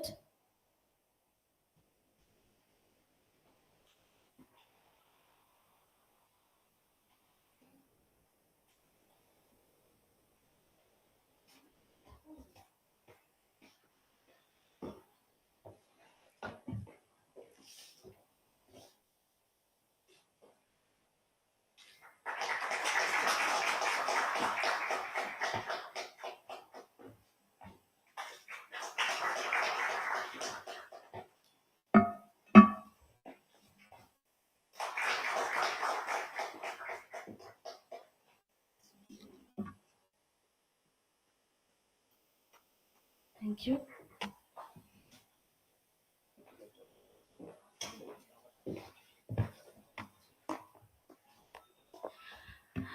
I would also like to request CMA PN Murthy sir, our BFSI board member, to kindly be on the dais and felicitate CMA Dr. Paritosh Basu, Senior Director, Services Strategy Consulting Private Limited.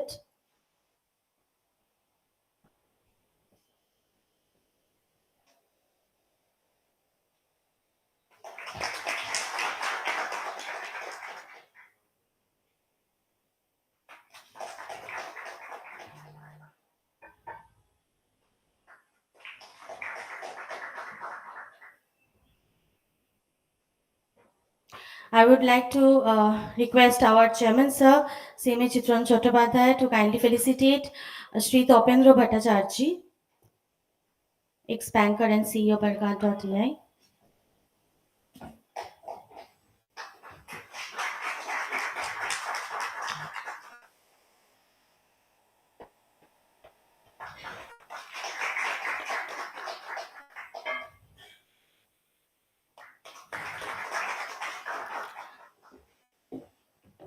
Requesting CMA PN Murthy sir to kindly felicitate CMA BK Unhelkar, LICN retired in Executive Director.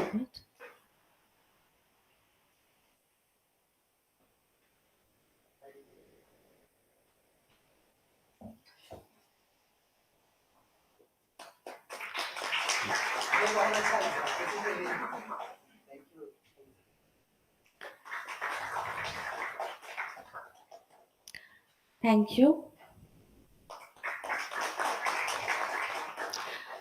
So now we will have the session, first session by CMA Dr. Paritosh Basu Sir, Senior Director Services Stagility Consulting Private Limited. I would like to introduce him. Sir, he is moving ahead with experience in industry and management education for about 34 and 10 years respectively. He is regarded as a scholarly academician and a digital gospeler. His MCOM, PhD, FCMA, and FCA. His ongoing research projects are on digital transformation, crowdfunding through blockchain, and CBDC. The second enlarged edition of his book, titled Digital Transformation: A Prismatic View, has been published in June 2024. Sir has chaired 4 World Blockchain and AI Summits held in Moscow, Dubai, and India. He has authored 4 case studies jointly with professors of IIM and a foreign university, which is available from Harvard and Ivy Publishing. We welcome you, sir. Now requesting Paritosh Basu, sir, for his session.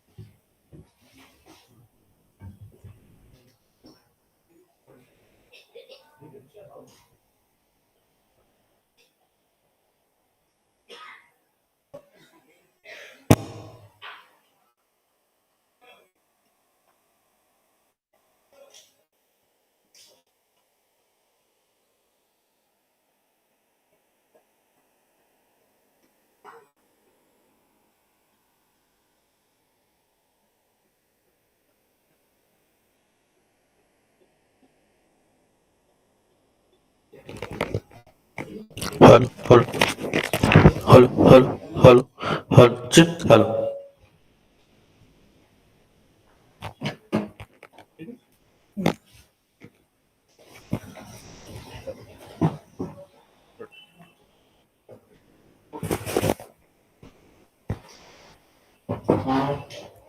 Presentation लगा दीजिए.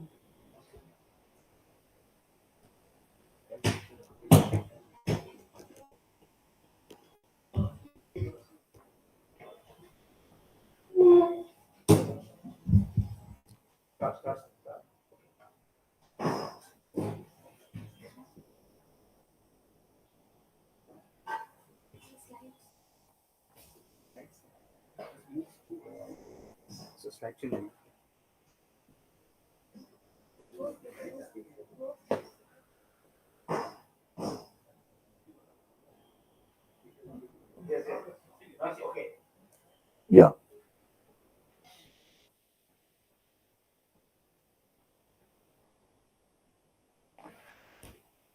So technology has already taken over. So we are now free to go ahead.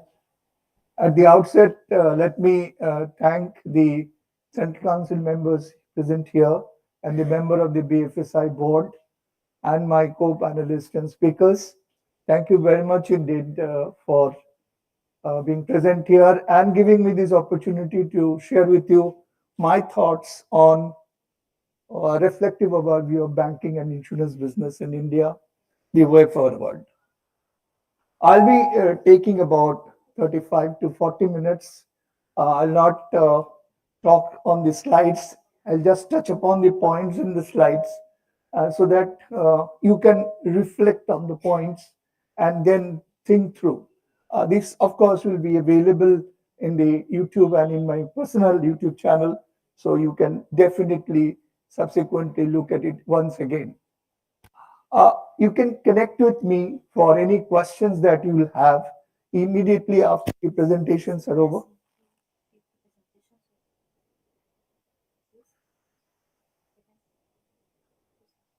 Okay. Okay. Understood. So I'll be available to you 365 days, uh, about 13, 14 hours through LinkedIn. Any questions, anything you have, you can definitely connect with me. I have a personal YouTube channel. I think this I'll be loading in my personal YouTube channel also, so you can subsequently see it. Uh, I will speak something from one of my research papers, which I did with uh, professor of National Institute of Bank Management, provided we have time. We have done a research of 42 banks in the world of all the 5 continents. Let me see whether I can speak. The last one is the chapter. It was published in the Indian Banking and Finance Report 2021.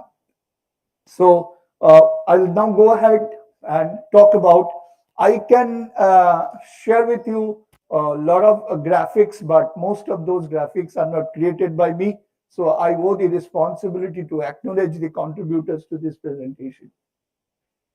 I have just 4 segments of my presentation. First, I will talk about the risk and de-risking of banking and insurance business. Then I'll go for cost optimization and mitigation from the perspective of digital transformation. Next, I will touch upon next-gen neo-banking. And finally, I'll come to the emerging strategies of top global banks, provided I have time. So the axiomatic statement is this: banking is necessary, banks are not. This was in 1994, or 31 years before this gentleman spoke, Mr. Bill Gates. And we are seeing the changes already. Using a logical corollary to this statement, we can bring it to insurance business and say insurance coverages against risks are necessary, but insurance offices and brokers are not. Okay. So COVID-19 pandemic told us all these things, that yes, we need not go to the bank. So finally, trust, services and relationships are necessary. Physical meetings and branches are not. So I repeat, trust, services and relationship, because banking is a business of trust and relationship. So these are necessary. Physical meetings are not. You may be knowing that Indian banking business is predominantly dependent on lending. So in 2014, we published a paper in Indian Bankers, IBS magazine, and we studied 70 banks from around the world, and we found that the world average of banks' revenue is 23% is other income and 77% comes from interest. That's the world's average. And the Asia other than India average is 24% other income, out of which 10% is commission from foreign exchange and 76% interest. US, 47% other income and 53% interest. So US bankers, 47% they are dependent on fee-based banking service earnings and not interest. This study is as old as 11 years, and I'm sure a lot of researchers sitting here in this room, a lot of more research is necessary in the context of India and Indian banks, including the cooperative sector bank. My simple question here is, why Indian banks are so heavily dependent on 300 years old business, which is essentially interest earning and not fee-based banking? That's my simple question. And I would personally be happy and available with any researcher who would like to do research on this particular topic and see what change has occurred. And if I change this data between private sector banks and public sector banks, just 2% more. Fee-based earning of public sector banks in those years were 2% less. That means about 15 to 16% was fee-based earning of private sector banks in India, and rest were interest-based earning. That's the research-based paper when I was in NMIMS as a senior professor, along with my two students who did this research. My first question goes to RBI and the regulator. Why RBI is not allowing Indian banks to trade on commodities? I remember when I participated in the mergers and acquisition process of Shell's refinery in Manchester, Stanlow refinery, we started buying crude oil from Barclays Bank. They used to sell crude to us and they used to sell our refined oils. So banks does commodity business. Why not Indian bank will do also? Why they have to predominantly depend on lending earnings? This is the first question. The second question is why Indian banking has not so far adopted strategic cost management a part of their way of living life. And the same question goes to Indian insurance business. Do we have a cost center accounting in Indian banking business? Can I say that this is my car loan business? These are the total cost of the car loan business across the board of the particular bank, and these are my total earning, and this is my car loan business profit, not net interest margin. That doesn't make any sense to a finance man like us. Okay, if this question, depending on that particular basic question, I will be giving you certain issues and challenges and risks of Indian banking business. The first is loan deposit growth. The growth should not run ahead of deposit growth. And I'm sure deposit growth, you are seeing that there is a little reducing trend because of a lot of money is going to the primary capital market. And thanks to Indian bond market, which we, the corporate finance guys, waited for decades and decades and decades, Indian corporate bond market is now developing. So banks can expect that Indian population may remain around 140 crore, but in terms of number of depositors may not increase, or in terms of magnitude it may not increase, because of one simple reason, that people have understood what is capital market and bond market. The next point is cyber security. Topendra is sitting here. He will be dealing on this subject quite a lot. Next is digital frauds and mule banks. Again, Topendra, he will be dealing on this. Mule banks have become a big issue, and financial and operational reputational risks. You see, bank is a business of trust. And if trust is gone, then what is remaining in the banking business? Because cash is your raw material. Raw material doesn't make a business. Raw material processed with trust and security gives you the business. Banks are giving a lot of third-party contracts. But third-party contracts without oversight and governance is of no use. You have seen recently, even the Federal Reserve has been hacked. Their websites have been hacked because a third-party service provider left some clues for the Chinese hackers to get into their systems. I'm not making a story, it's a reported news. Uncle Sam's treasury has been hacked. Okay, next point is retail credit. If you are giving more retail credit, more vigilance required. Fair conduct. Some people say that fair conduct is necessary because RBI is there. But believe me, fair conduct is not necessary because RBI is there. Fair conduct is necessary for your brand image building. Very simple point. Today, without brand image, you are not going to get your customers. Sustainability and transition finance, you have just now heard Professor Shivarama Prasad, but he didn't talk about blue finance. Let me tell you, in addition to green finance, blue finance is also a big story now. And finally, private credit markets. I'm told that Indian banking system is also co-participated in the private lending business, which is coming through the cyber system. perhaps that is also going to be a big issue. These are not my words. These are words of the Reserve Bank of India, immediate past governor, Shaktikant Das. I have taken it out from his BFSI Financial Express Summit in July 19, 2024. I have read his full speech, and these are some of the points which I have picked up the bullets and explained these narratives in my own language.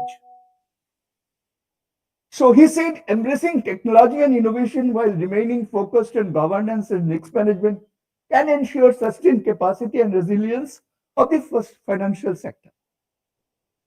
So capacity will not only be required, resilience also will be required in a big way. My simple point is, Indian corporate bond market is gradually advancing to give banks a run for money. Where will you be able to sustain your lending business, particularly in urban-centric branches, where your maximum deposit mobilization takes place, if you guys lose to primary capital market and you guys lose to corporate bond market? As you know, when we calculate the capital asset pricing model, we take government bond rate as the free rate, risk-free rate. But in USA, corporate bond market is taken as the risk-free rate. Because in India, the corporate bond market has not expanded, we take government bond rate, that is GSEC bond rate, right? I'm sure, which when I used to be a CFO, I used to suffer that there is no corporate bond market. But if 10 years down the line, corporate bond market becomes a reality, and that too driven by blockchain, which establishes trust and transparency, what will happen to the money which will go to fixed deposits? Where from you will sustain your business? So Reserve Bank of India must immediately start thinking banks to be given the authority to do commodity pricing, commodity business. That's my point here. Here is a very जुम्मा 2025 की world risk report, very जुम्मा. Look at the interesting data here. The World Risk Report, the top of the list by 900 experts of the world, they have said that state-based armed conflict, which have just now seen in Middle East, Ukraine, and also Iran, Iraq, etc., 23% of the risk will come from there. Extreme weather is 14%. Geo-economic confrontation, which Uncle Sam is now working on, that if you have to bring goods to my country, you have to pay 25% import duty. Who is doing it? The gurus who taught us globalization, those gurus are telling us protect your border, right? Uncle Sam is, Mr. Donald Trump is telling us this. If that be so, and Tapendra, this is information for you, 7% of 900 people said that misinformation and disinformation is going to be 7% risk for bankers. Have you ever thought that misinformation and disinformation will be your risk? You might have not thought. I don't know whether Saraswat Bank has in its agenda something to do with risk management on misinformation and disinformation. And rest of the 22% is on social causes. This is an area which is an emerging risk area for bankers. Social polarization, economic downturn, critical change to art system, lack of economic opportunity, erosion of human rights, and inequality. You say, Dr. Basu, you are an absolute stupid guy sitting in the city of Bombay. You are talking about banking risk. This is the place where the bankers are here in India. Even the Reserve Bank of India is here. But what can I do? This is the global report where people converge, that is Davos, where people discuss all these things. I'm talking about those people's data which will be referred in this year's Davos conference. My purpose is not to give you a gloomy picture. I'm trying to narrate the narratives of the world. There are a couple of things are coming up. First is the technological risks, adverse impacts of AI applications. If you have seen day before yesterday's Palki Sharma's Vantage, it says that 1 liter of water is necessary for ChatGPT to generate a prompt for running an email. And it is saying that water is not available in the city of Los Angeles and San Francisco area because ChatGPT guys have used so much of water for cooling their servers and systems that the water is not available in the hydrant of the city, which was to be used for firefighting. That's the kind of situation coming up in the context of technology risks. But do you say that I'm being a digital transformation guy for last 17 years, 16, 17 years, I'm working in this area. And I'm only talking about chat GPT should be stopped. No, I'm not talking about that. I'm talking about balancing the requirements and be responsible bankers and insurers. Next is while the short-term focus remains on cybersecurity, AI-related risks are going to be there because there is a hallucinating AI, there is a synthetic data, and there is a data which can mock you out. Huge problem. And finally, generative AI is causing this 7% data problem, information problem. This is what the latest report of 100 worldwide experts. Okay. Now let's go to the next one. Report of Deloitte 2024. What is the outlook of the world? Look at the top of the pyramid is return. Look at their return. Look at their line. Enhance brand reputation. I was talking about reputation enhancement because ultimately your interest earning business and your premium earning business will depend upon how much we respect your organization, not how much efficiently you give us the claim. Upgrade insurance value proposition. Upgrade the insurance value proposition by placing standard risk transfer policy at the center of much broader, more holistic risk mitigation programs. Next is access and inclusion for underrepresented and unprotected. OECD is shouting from rooftop, OECD, shouting from rooftop. And if you have studied the report created by Nandan Nilekani and Augustine Carsten is a Mexican economist, they have said the insurance business is totally divided into developed and underdeveloped countries. I have that report with me. I have the statistics with me.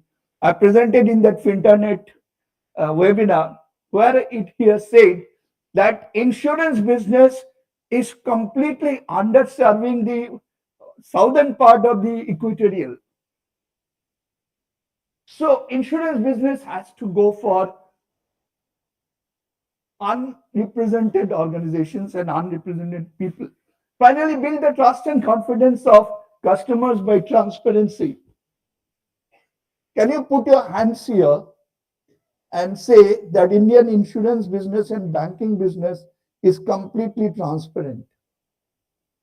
Do you disclose your NIM in your quarterly result? No. I'm talking about net interest margin. Do you say EBITDA, you say turnover, you say profit, but do you say what is your NIM? Do you say how much you have saved by introducing technology and thereby X percentage of the savings due to technology has been shared by reducing your interest rate? No, because interest rate is a dynamics of the market.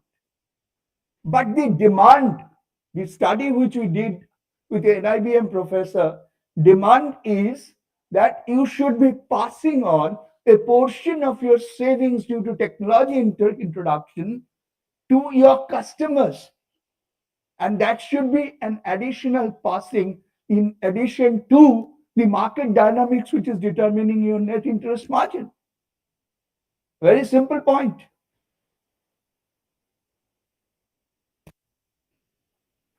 So, having said all this, let me now come back to you and tell you what I think about the digital transformation of banking and insurance business.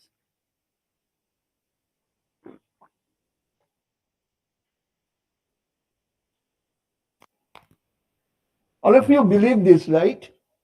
The blue statement.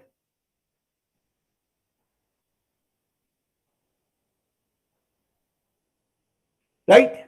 You believe which technology of this world can establish this? Only blockchain.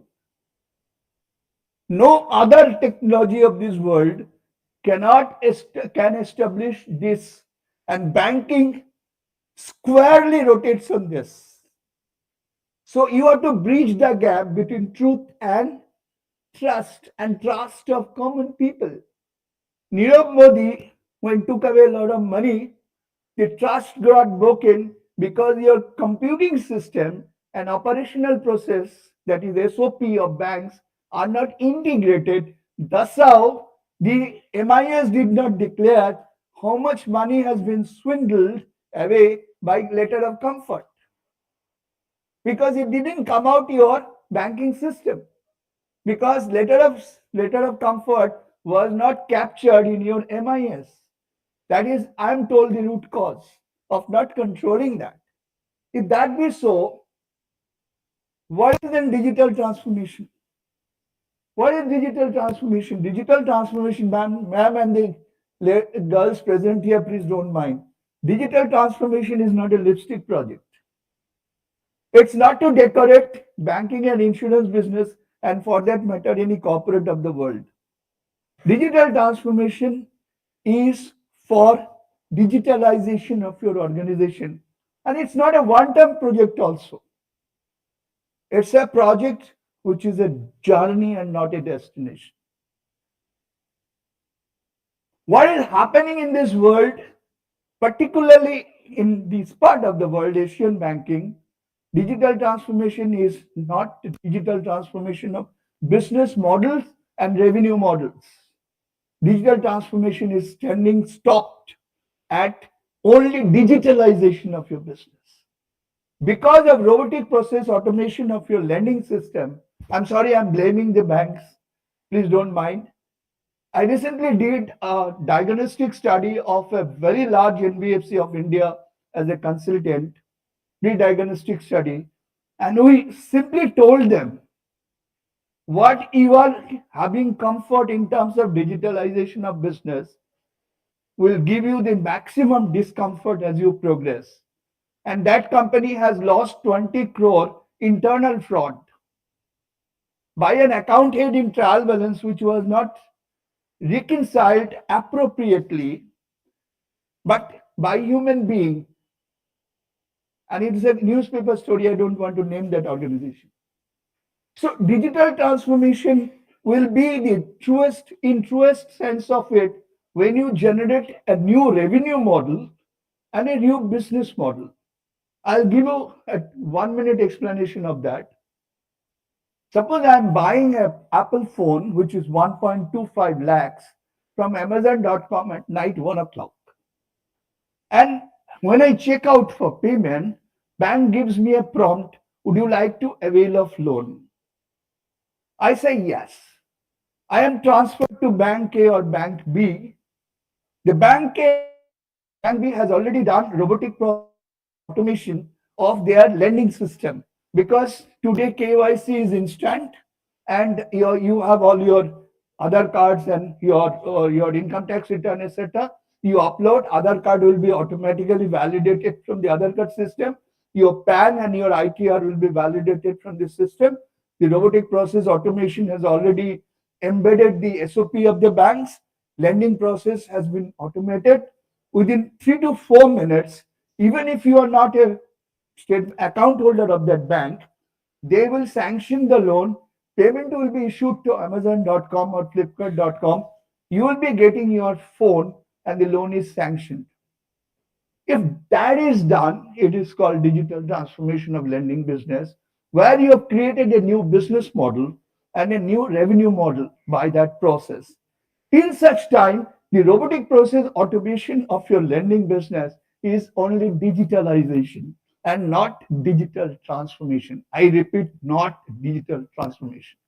Digital transformation takes place only when you have created a new business model. And this is equally applicable to insurance business. Okay. So I give you one of the major thinker in the digital world, David Baer. He said that digital banking has not actually arrived yet. Rather, what is happening is more simply digitalized banking. We are seeing 300-year-old products be manifested and distributed via websites. I don't know, Tupendra, you are an ex-banker and both MNCs and Indian banks you have served. You may be perhaps killing me after I go out of this room. Right? Perhaps, and madam definitely is cursing me by now. But because of consumer needs, the digitalization will ultimately lead to innovative banking products. So in 2018, the Bank of Australia has introduced blockchain-based bond marketing end to end, right from the prospectus, that is the offer document, till the money last installment of the loan coming in, completely blockchain. In India, even tokenization have not been. I have recently submitted a paper for an US-based publication on tokenization for building capital assets in India. Hopefully, if that paper is accepted for publication, you will see that paper of mine. Of course, a short version has already been published in the Institute Journal. Tokenization for increasing capital asset building for villagers in India. That's the paper of mine.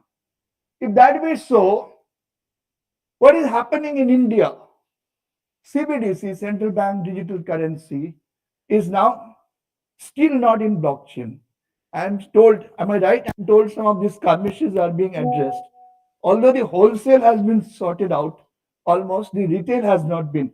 I have a wallet, I have a e-rupee wallet in my phone, but I'm still not done transaction. One more thing is coming up. The UPI, that is the neo-banking system, has already almost taken over your banking operations, at least retail payment part of the banking operation. If that be so, the importance of CBDC perhaps has reduced a bit. It is my personal opinion, I'm not sure. Please don't kill me for that. So, what is the global banking phenomena of IBM? This is an insight by IBM experts in the context of AI and generative AI, because that is what is the fad of the time, right? Even your son may be writing something, or your daughter may be writing something with ChatGPT and Gemini, etc., right? But be careful that how much water is being consumed for that. 78%, or almost 8 in 10 institutions, are tactically implementing generative AI for at least one use case. That means globally, it's not Indian statistics, 78% are tactically implementing. 60% of generative AI decision makers see higher value in risk control. What is happening here? Let us stop and reflect for a moment. If you use generative AI, in fact, in 20th February, I'm going to Bangalore for a large group, real estate group. I'll be talking to them about strategic business management and critical thinking. There, these statistics perhaps would be very useful.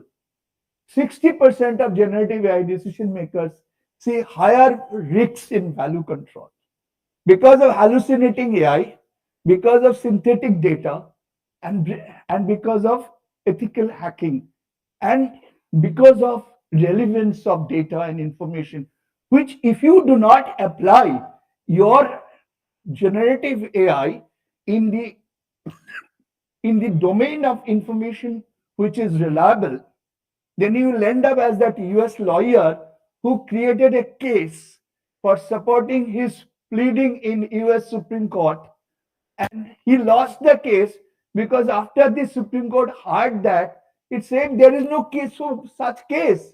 Then the judge asked him how you have got such a case. He said, I got it from generative AI. He said, generative AI created that case and you go to jail, please. So everybody was released. The lawyer went to jail. And it was covered by Forbes and it was covered by BBC. I'm telling you the real life story.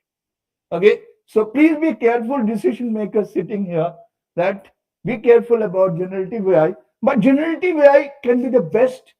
That's why Indian banking system and SEBI is jointly creating a database of all listed companies, which will be authentic data. If you apply your generative AI in that domain of data, perhaps that will be perhaps a correct decision making will be doing. So these statistics again is saying 60% of banking CEOs indicate new vulnerabilities in cybersecurity, legal uncertainty related to operation, difficulties in controlling outcomes and accuracy. Sorry, I'll be finishing another 5 minutes. I'm done. So trust and transparency can come to you only in blockchain, which will be operated by smart contract, not by the whims and fancy of anybody. And in that, you can have a public network, you can have a private network or a hybrid network. Your forex transactions, your loan syndication, your confirmation of beneficiary banks. As you know, 15 Indian banks have formed a company for generating a blockchain for trading for trade finance. Okay, and of course, you can do blockchain within your organization for management of your data, management of your access control, and so on. And look at this. This is the statistics of Statista, the most responsible statisticians of the world. They have said 2018, only 0.28 billion was the spending in blockchain. By 2026, 22.46 billion will be the market for blockchain in banking and financial sector. Only for blockchain. If you infuse AI into that, it can do wonder because this data is yours. So coming to that same AI story, 32% of people are applying AI for risk and compliance management, which improve your brand image also. Client engagement 26% and IT development 24%, that means programming and other support areas balance. Now in this context, insurance business is doing all these things. I don't want to explain this. The only thing is that crop insurance, which has become a very big thing in the context of insurance business, drones are serving them very well. Drones, for not only harvesting, drones are being used in terms of sprinkling of insecticides and pesticides, but drones are being used for surveillance and crop insurance. Predictive analytics is being done for premium and provisioning when CMS can come in a big way. And edge computing, EDGE, edge computing can be introduced for the entire system to be brought into one. I'm sure Tapendra will be speaking about it. Next in banking. And another 2-3 minutes, I'll stop. I'll just tell you this. I'll just explain to you only one point here. In 2010, I was invited to speak as a non-banker in the BankCon, BankCon, the National Conference of Bankers. 2010, when I was the SR Group Global Group Controller. There I talked about two banks, Jibun Bank of Japan and Garanti Bank of Turkey. They don't have any branch. They operate, 2010, they operated without branch. And banks do not allow right to make mistakes.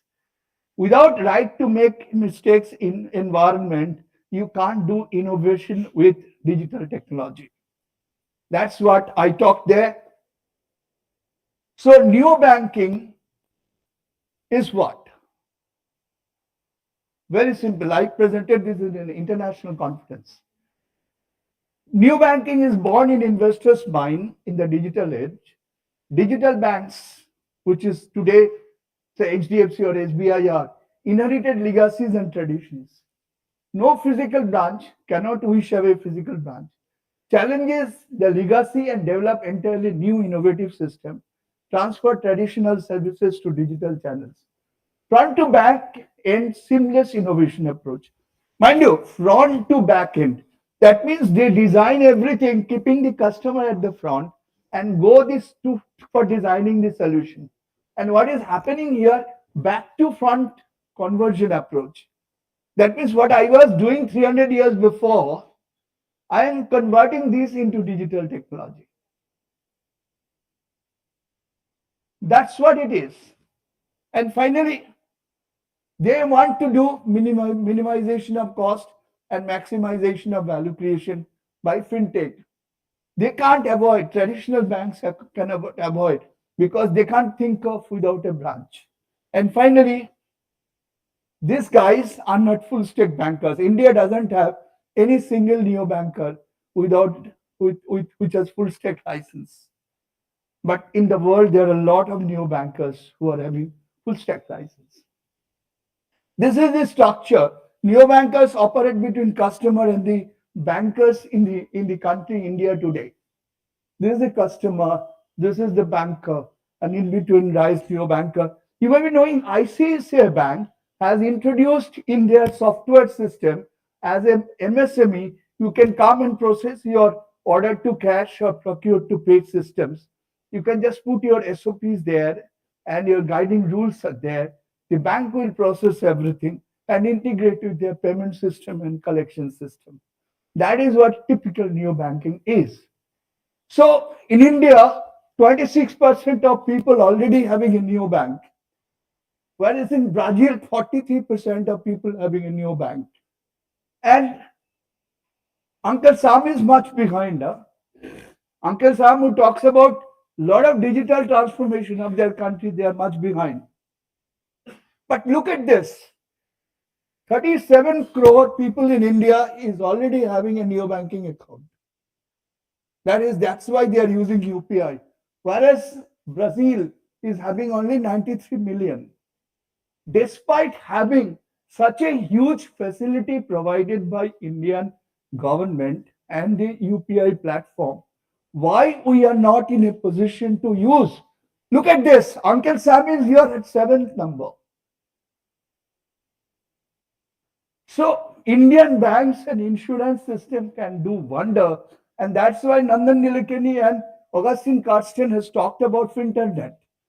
The new internet of financial services is Finternet, where banks, insurance, mutual fund, stock exchange, NBFCs, every single participant in the financial services system will be under one net called Finternet.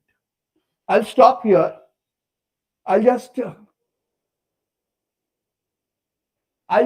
show you what we did. This research we did with me and my colleague in National Institute of Bank Management, Pune. 3 years research, generated a lot of work. Every single theme, we generated this theme for further research in India. Every single theme can be researched out. Every single theme can be further researched out to develop India further. Thank you very much indeed. And I look forward to same research in the insurance sector also. May I now request Indrakshi to take over, please? Thank you very much indeed. If you have a question, please put me into LinkedIn. Not a single question of yours will go a begging. I will answer everyone. And you can also ask in the open AI.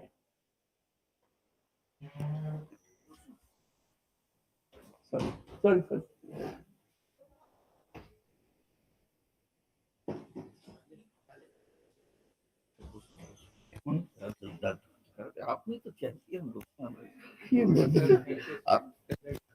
Thank you.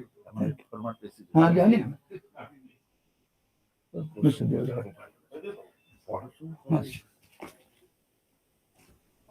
Thank you so much.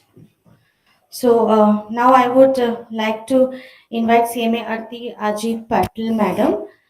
She is the Managing Director and CEO, Saraswat Cooperative Bank Limited. Madam has been serving as Managing Director and CEO of Saraswat Cooperative Bank Limited since 1st April 2022. She is a member Madam, of the Institute of Cost Accountants of India. She was heading the Treasury Department of the bank for 3 years as General Manager. thank She you. has also versatile experience of 3 years in corporate credit as head of SME branches as General Manager.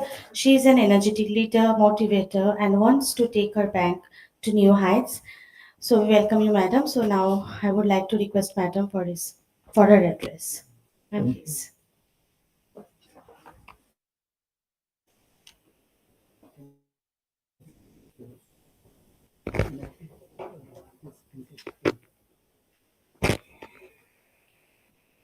Good afternoon. Uh, First of all, thank you for making me a part of this function. Actually, I was very busy in my meetings, so I was not sure whether I'll make it today. But in the morning, Chittaranjan sir again requested me, please come for at least some time. So I thought this is my institute and I have to take out some time for this. Actually, I would have liked to be present for both the days, but we had board meetings yesterday. Today also after lunch, I have board meeting. So I thought, let me come. I have not prepared for this address, but then yes, being a cost accountant and having in banking sector for almost more than 35 years, I thought I can share some points with you. Uh, uh, Paritosh sir has given so many points and the outlook of banking sector and AI going forward. But being from cooperative sector, we are serving the people. Cooperative banks are serving the people in the lower strata of the economy. So these things are that way far for us right now. We are at the ground level, serving the common man and the middle income group of the economy. So let me give you some thoughts about the cooperative sector here. The banks in cooperative sector are heterogeneous. So there are banks with only one branch bank also, and there are bigger banks. Only few are scheduled cooperative banks. Around 7 banks are scheduled cooperative banks. Rest are non-scheduled banks. Uh, our bank is the largest in the cooperative sector. We are at 85,000 crore business today. So total business of deposits is 51,000 crore and advances 34,000 crore. This bank is in existence since 106 years. So pretty long history, and we have been profitable throughout our history. Last year, we have achieved a profit of 502 crores with 0% net NPA level. So actually, when you are in business of lending, NPAs are bound to happen, but how you manage them, that is more important. Our gross NPA level was 2.88%, so that is also below 3%. And net NPA last 2 years is 0%. This year also our target is to achieve 0% net NPA level. So we are a conservative bank. We don't want to declare higher profits. We are happy having 0% net NPA level. Yes. And this is a bank has is a multi-state cooperative bank. We are present in 7 states of the country, and we have 302 branches. Now about the role of the CMAs in cooperative banks. See, we are a urban cooperative bank, so our advances are 50% in retail, 50% in wholesale. So when we talk about commercial advances, the role of CMA comes in. I joined this bank in 1992 after completion of my ICWA, and first posting I got was in assessment of commercial advances. So there the role of working capital assessment, project assessment comes in, and due to the curriculum, it really gives us insight in project appraisals and working capital assessment. So that helped me a lot, and there the role of the CMAs is there in any or commercial banks. Other than that, there is a risk department, treasury, where the CMAs can work. In risk assessment, we are developing models for assessing the risk in the business. So, developing the models, assessing the business risk before sanctioning the advances, there the CMAs having experience and exposure of industry can definitely help. After disbursing the advances, also monitoring of the advances is an important role. If you have to control your NPAs, the monitoring is must. And there in stock audit, in unit inspections, the knowledge which CMAs have helps us. Not only the employees, the role of practicing CMAs also can be very helpful to the banks. In case of techno-economic viability of any project which is to be funded by the bank, we have a panel of TEV study consultants. So there we can empanel the cost accountants. Then for stock audit purposes, unit inspection purposes also. Some banks are also engaging CMAs for concurrent audits also. So there also the CMAs can play a role.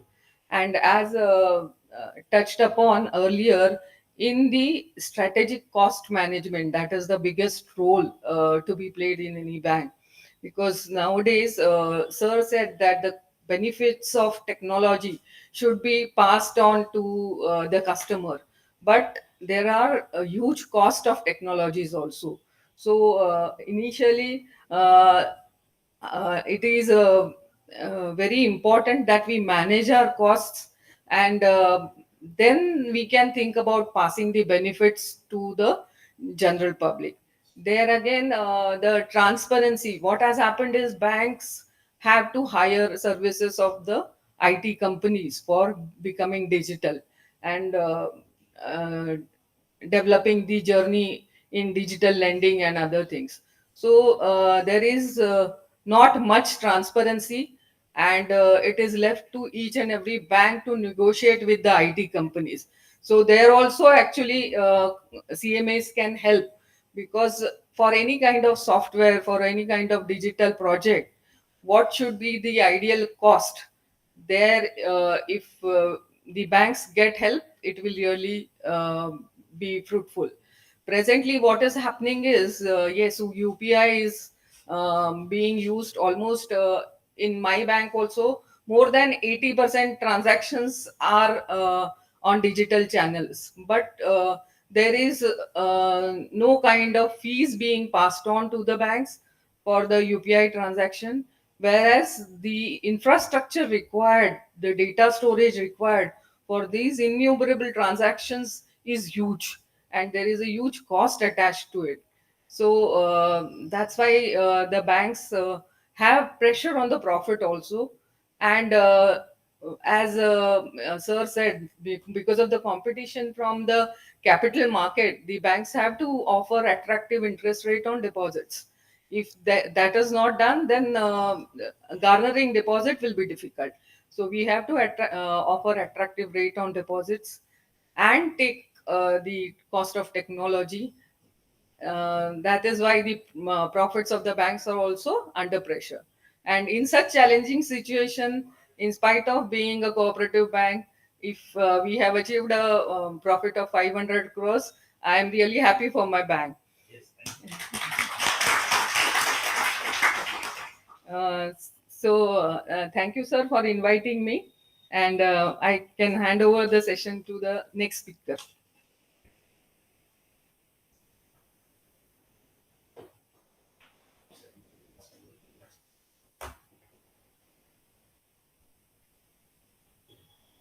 We have to go down, right?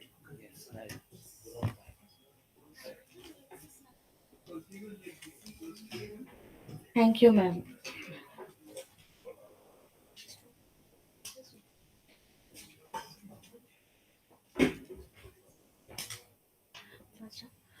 We will now listen from Sri Topendra Bhattacharjee, ex-banker and CEO Barkat.ai.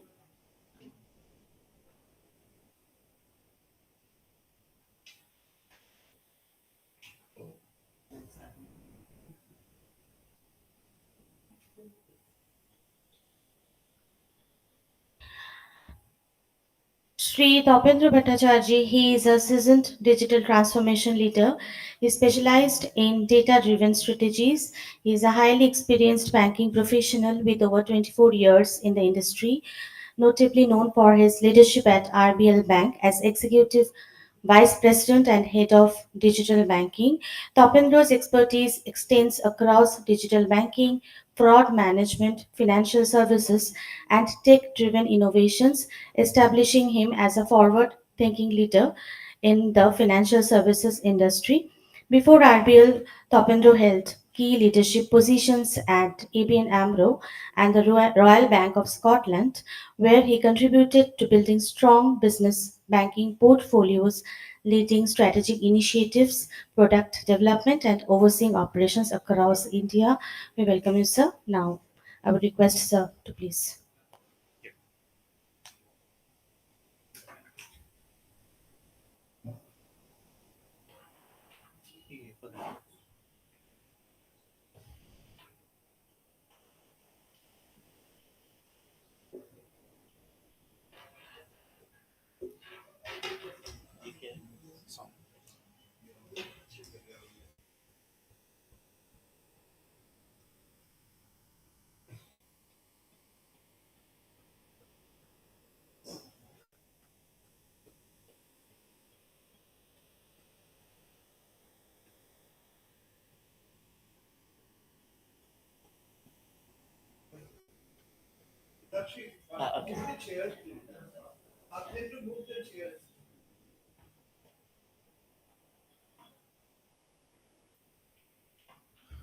Firstly, thank you so much for having me here.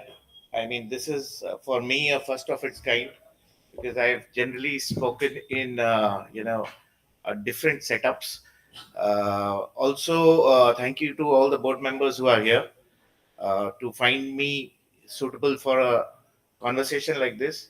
It's extremely difficult to speak after Dr. Basu and also after Madam Patil gave certain numbers which were very, very astounding.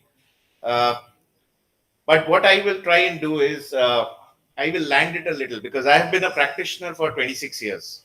I have been a digital head for about 10 years. So I would be able to articulate what Dr. Basu mentioned in numbers and also a lot of strategies that he mentioned, because those are certain things that there are quite a few things that I've done in my own sector. And more importantly, banks today, banks, insurance organizations, primarily BFSI, has been doing a lot of activity around digital. Digital is a buzz, okay, and it is all across that we have been noticing a lot of activity in our own lives. I mean, there is a way in which we used to live maybe 5 years ago, 10 years ago, and maybe before that. But today it is a very different way that we live, right? We use certain services which we wouldn't have dreamt of maybe 5 years ago. And those are services which are real living in today's date. Uber, who knew them, right? Netflix, Zomato. Did we ever think of these services being there in existent at all? No. UPI, our very own, we are exporting it across to the world now. Now that's a base. Imagine, I mean, ma'am spoke about some numbers, but UPI monthly, there are 8 billion transactions happening on UPI in today's date. I mean, that's the scale that we are talking about, right? Now, given that that's the scale uh, in terms of digitization which is happening, the other side of it is the darker side, which is, with digitization, there is a lot of vulnerabilities which come in. And that is where risk also comes in. We hear a lot of stories, correct? I'm sure there will be nobody in this room who wouldn't have got a FedEx call या फिर एक आपका courier आया है, आपका data चाहिए, OTP दे दीजिए. I'm sure that's fully there. Now those are real vulnerabilities. तो लोग और शैतान भी हो गए और शाने भी हो गए, right? So now given this as a scenario, what I will try and present is certain things which to me are 6 top items which have trended across last year and will trend in the coming maybe 12 to 18 months going forward, especially in India BFSI scenario. And this is, like I said, a practitioner's perspective. जिसने ये करा है उस हिसाब से, right? Thank you so much. The first one, data powered digital transformation. Now, like Sir said, digital transformation is, a lot of technology being implemented. One is the lipstick part of it, like he mentioned, which is, there are old legacy systems. Har bank mein hai. Every bank in today's date has it. Where there are old legacy systems which are there, and we are trying to digitize on them. The other part of it is where there are newer companies, which are digital first companies, as we call it. Those companies like Uber, Netflix, GPay, PhonePe, these are guys who are digital first companies. Now they do digital in a different way, and they are driven by data. It is not that the existing traditional banks don't have data. Now the existing traditional banks don't have harmonized data. उनका data एक एक system है, like accounting, he mentioned about accounting. Similarly, data is also compartmentalized. Savings account का अलग है system, personal loan का अलग है system, cards का अलग है system. It's all broken. So in one shot, do you get homogeneity of one view where you understand and see one person's relationship together so that you can give certain benefits to that relationship? For example, up X bank में, I won't take names, but these are experiences I'm sure somebody would have had. X bank में आपने personal loan के लिए apply किया. You may be a customer of that bank for the last 10 years. Ideally, they have all your information, but you will still fill 10 pages of form. You will give them your identity proofs. You will do a full length KYC and then probably be assessed for a loan, right? So that is where the homogeneity of data or sync of data is not there. So the personal loan department does not talk to the savings account department. What does that mean? Means the systems are not talking to each other. Yeah. So therefore, data-driven digitization is extremely important. And what do you do around that? So there are multiple facets out there. I would want to double click on maybe one or two things here because this is primarily technology driven. Okay. There's a lot of cloud computing. There is a lot of, data. Like I said, homogenization. There's a lot of data engineering which requires where Topendra's different types of relationships in the bank can come under one identity. So that is something which is being driven in most spaces today. Because if you see, I don't know if you all have multiple mobile apps of banks on your phone. Maybe you are a customer of maybe 3 banks. You'll see each bank will have a different way of presenting themselves. Now, some of them will show you maybe all your relationships together, but many will show you broken. उनने आपको एक savings account का एक detail दिया, एक अलग app में credit card का डिटेल देगा, एक और ऐप में म्यूचुअल फंड का डिटेल देगा. Correct? Now how do I get all these 3 into one app? आज के डेट पे हमारा रियल एस्टेट भी इतना ही है ना. So I need only one app, right? So how can I get it to one app?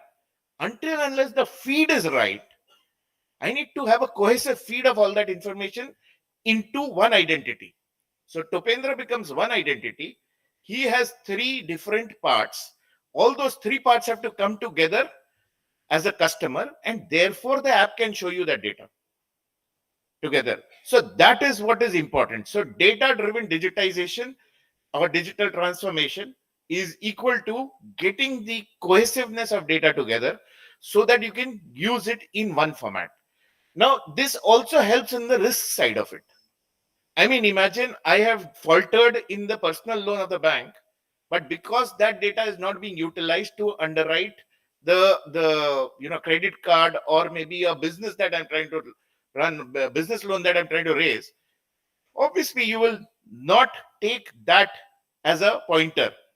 Ideally, if I have defaulted as a personal loan on the bank, I should not be accepted as a customer on the other side, right?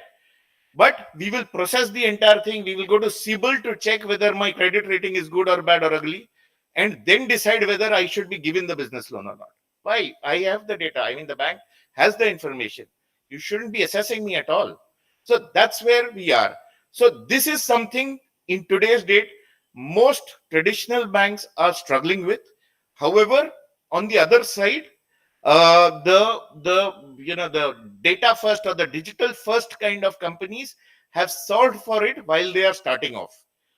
The others which are following are typically trying to work that out. You would have, you would have heard probably things like CDP, which is customer data platform, or metadata, which means, a full data of one customer coming together.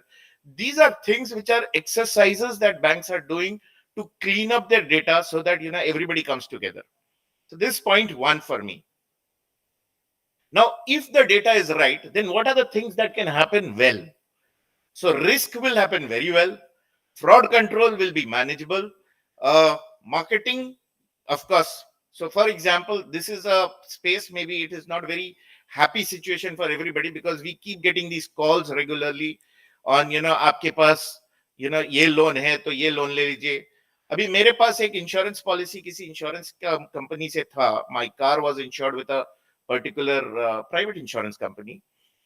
I have changed from that insurance company 3 years back. But even today, I'm getting calls कि आप वो वाला renew करवा लीजिए. The car has been sold 2 years back. But still there is a call which comes from that insurance company. Please, can you please renew your policy from us? Point is, this information does not flow back. So if I have shifted and I am not renewed in year one, ideally that should flow back, which is not flowing back. And therefore I still get. So marketing is a very interesting space. In today's date, it is in the spray bullet scenario. मतलब सबको एक ही call जाता है. It's one size fits all. With data, what we can do is we can trim it and cut it into, personalization. Each person can get his or her own way of being marketed. And that would create a lot of lesser nuisance in the market space also. So we will not get calls for things which we don't need. I mean, I may not have a baby, but I'm being sold, a term policy for a child. That's something which is not required. But on the counter, suppose I have drawn a child loan on some place, I can be pitched into an educational policy or something of that sort. So these are, goes hand in hand. It's all about information that the marketeer has. So that information is very important. So data is number one for me. Now from there, how do you visualize that data is very important, because if you have rims of data, it will not work. So you really need a unique identifier, like I mentioned, which is unique ID. The second thing which is important is effective BI, business intelligence. I mean, that is the use of that data to show how you can operate. And I was hearing, other CMAs speak. I think this is where you guys are extremely potent, and y'all should actually pitch for jobs like this, where y'all are dealing with data. Financial data is one part of it, but data is data after all. You can do a lot of processing around it, and that makes it very. And this is the age of data. I mean, this is the swim. Okay, this is the time when the tide is in the right direction from a data perspective, because everybody's realization has happened in the last 3 years कि इसके बगैर नहीं चलेगा. Yeah. So that's point one. The second thing, I think sir mentioned about neo banking in a large way. Something which is happening today is the, जैसे पहले जमाने में होता था ना, public private partnership, PPPs. There are a lot of things which are happening today in the corporate world. There is something called traditional fintech partnership, especially in BFSI. And what is it? There are these new age companies who are getting created. So you have heard of Acco, Digit in the insurance space. You have heard of, there are many one bank, one card. Then there is, say, Phone Pay, GPay. आज के date पे phone पे सब कुछ मिलता है, insurance भी मिलता है, लोन भी मिलता है. शुरू कहां से हुई थी? यूपीआई ऐप थी, correct? So these are new age companies, and there are a lot of such new age companies. But phone पे आज लोन बेचता है, इंश्योरेंस बेचता है. Is that product, are they the manufacturer of the insurance product or the loan product? No. They are not a bank. They are just a channel. So how do they sell that on their platform? It is where open APIs come into play. So if you look at it, there are different types of partnerships which are emerging in the scenario, okay, in the environment. Here, consider the green B as BFSI. It could be a bank, it could be an insurance company, it could be a wealth company also. Anything. It could be any BFSI company. Now, there is, to reach the end customer, especially in the new banking space, it is a B2B2C relationship or a B2B2B relationship. I mean, sir also mentioned it in his speech. What is happening is, today, banks, insurance companies, etc., are providing open APIs. What is an API? API is a pipe which gives the banking service out of the banking premise, but keeping all securities in space so that they can enhance distribution. So it is typically जैसे accounting service है bank का, okay, credit debit, वो service एक technological code पे pipe बना के एक तीसरे जन के दुकान पे उसको available करना. For example, phone pay being able to underwrite a loan by, say, an ICICI bank on its platform. So he talked about RPA of loan models, etc. So this is typically an automated model of loan disbursement, which is working in the underground and providing a pipe of it on the PhonePe store. यही चीज e-commerce में भी होता है, Amazon भी वही करता है. वो अलग प्रोडक्ट होता है, यहाँ पे फाइनेंशियल प्रोडक्ट्स है. That's the difference. So these APIs are available. So open APIs have become a norm in today's day. It's quite available, easily available. There are regulations which are working around it. Primary is because the banking industry or BFSI industry is an industry of trust. So the security part of it has to be governed in a very different way. And that is something which is being taken care by the technologies of the banks. And therefore, then giving these services out so that people have the convenience to pay. So UPI is at the end of the day an API from NPCI, which is enabled through multiple applications. वो चाहे जीपे हो, phone पे हो, Paytm हो, Amazon पे हो, बहुत सारे हैं. But they are being enabled. The primary technology is owned by NPCI, National Payments Corporation of India, right? The switching happens at NPCI. So the third party extension is being done so that there is enormous distribution. If NPCI tries to distribute it, एक app आती थी भीम करके, आती थी ना शुरू में. आज कितने लोगों के पास भीम है? होगी, I'm sure there will be some. But today most of the UPI payments are handled by GPay, PhonePe, Paytm, right? 38%, 27%, 8%. बाकी नीचे है Amazon पे, भीम फिर भी नहीं आता, बैंक्स भी नहीं आते, correct? Because there is a cost of distribution. ये जो आप एडॉप्शन देख रहे हो, 8 billion transactions in a month, ये एडॉप्शन है, राइट? हम यूज करते हैं तब वो 8 बिलियन में ऐड होता है. तो ये जो डिस्ट्रीब्यूशन हुआ है, where people are using these apps, it is because they have the knowledge and understanding of how to use them, and also the convenience. So both these things put together, they have been able to manage this. And therefore, this is what it is. So examples are here. I will just quickly go past. The other thing is data monetization, like I mentioned.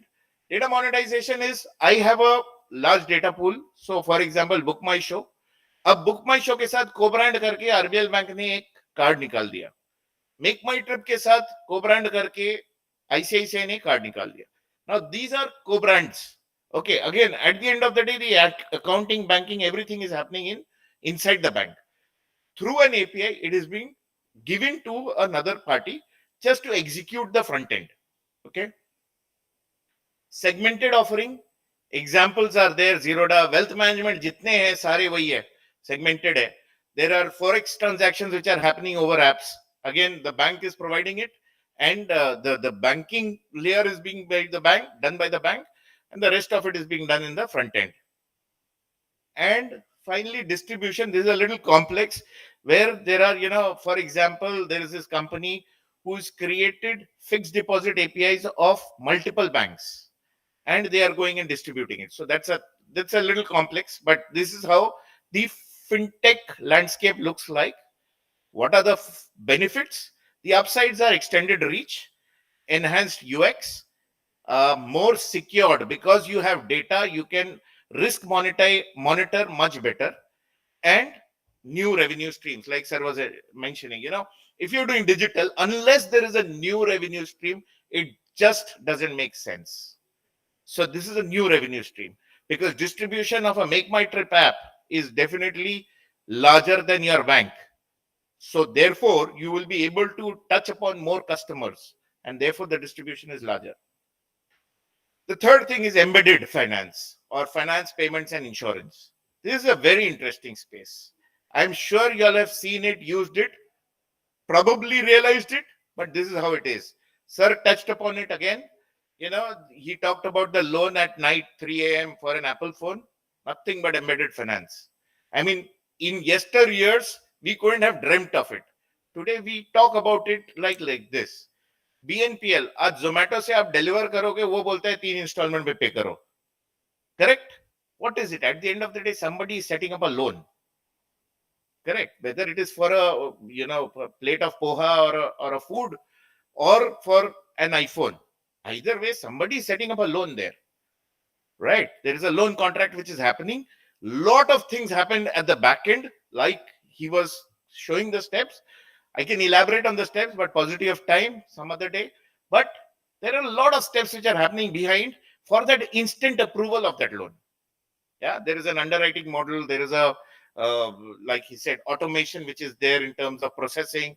And there are lots of things which come into play to do that. So this is, pehle hota tha, buy now, pay later. It's a model which did not work across globally also. It is a little weak model. Now it is more of EMI on loan. So typically kya karte hai banks? You pre-approve with a lot of data inside that you have. You pre-approve the customer in creep with a line, and then activate it when you are there. So by the way, every one of us may not see an EMI option when you are buying things. It depends on whose data is available, and therefore Amazon will show it on the pop-up. So let's be clear on that EMI is available, but EMI is not available to everybody. Right? Second thing, embedded payments. How many of us have used WhatsApp Pay UPI? Some of us would have used. Fantastically convenient. हम risk की बात कर सकते हैं, but अगर वो टूटेगा तो जीपे भी टूटेगा, फोन पे भी टूटेगा. Correct, because the pipe is the same. But fantastically, this is a little aped from the East, because WeChat had it many years back. About, I think, 2008 is when WeChat launched WeChat app, and Kakao Bank of Korea, something like this. So it is a good, but having from the other perspective, but it is very convenient. I just mentioned some of the numbers of UPI, like Paytm has some 8%, 27% is GPay, and PhonePe is 38%. WhatsApp is the fastest growing channel now, and they will. All these three players are fearing that this will take away because it's so convenient. आपको पता चलता है ये करना है. There is a QR which hits you. You can just quickly do it from there itself. So it's just convenience which is more important. Third is embedded insurance. We have quite a few, people who are old enough to have traveled abroad, maybe in the 2000s or say 90s, right? You would have taken travel insurance at that point of time. How many forms did you sign before you went there, before you got that? And at that time, insurance was only for international travel. वो भी मुझे याद है क्योंकि dental बहुत expensive होता है बाहर. अगर वो प्रॉब्लम हो गया तो ये सबसे ज्यादा लगता है. So correct. So you did a lot of paperwork to get that insurance policy. Today, make my trip, book a trip. It's just a tick mark. You have to just select. That's embedded. And that's how embedded insurance is happening. So whether it is finance, payments, or insurance, all these things in bite sizes are making distribution simpler, is where this kind of processes are emerging. Yeah. Now this is the red space. I mentioned about this earlier. Sir was leaving this part to me because I now run a cybersecurity company. Okay. Now, what is a mule account? Let me just actually go reach there because this is important from everybody's perspective, from our lives perspective also. So cyber threats are of many types. Okay. I have listed a few of them here. There could be many others. Data breaches, हम सुनते रहते हैं कि हमारा big basket का data breach हो गया या किसी और कंपनी का डेटा ब्रीच हो गया, जोमेटो का डेटा ब्रीच हो गया. We keep hearing. I don't know how many of y'all have ever had access to dark web, but मेरा debit card number or मेरा date of birth on the dark web is selling for $30. Okay. And this is common across. If you go and type there, you'll find yours also. I can guarantee that. Email आएगा, number आएगा, सब मिलेगा आपको. So data breaches is one. Ransomware, again, somebody, some hit which is gone through the firewall and people encrypt your data and keep until you pay them in crypto primarily. They will not allow you to relax. So that's another one. Third is identity theft. I will double click on this because this is one space that I will work on. DDoS attack is a constant attack. I mean, every bank today gets hit regularly, at least 100, 200 times on a daily basis.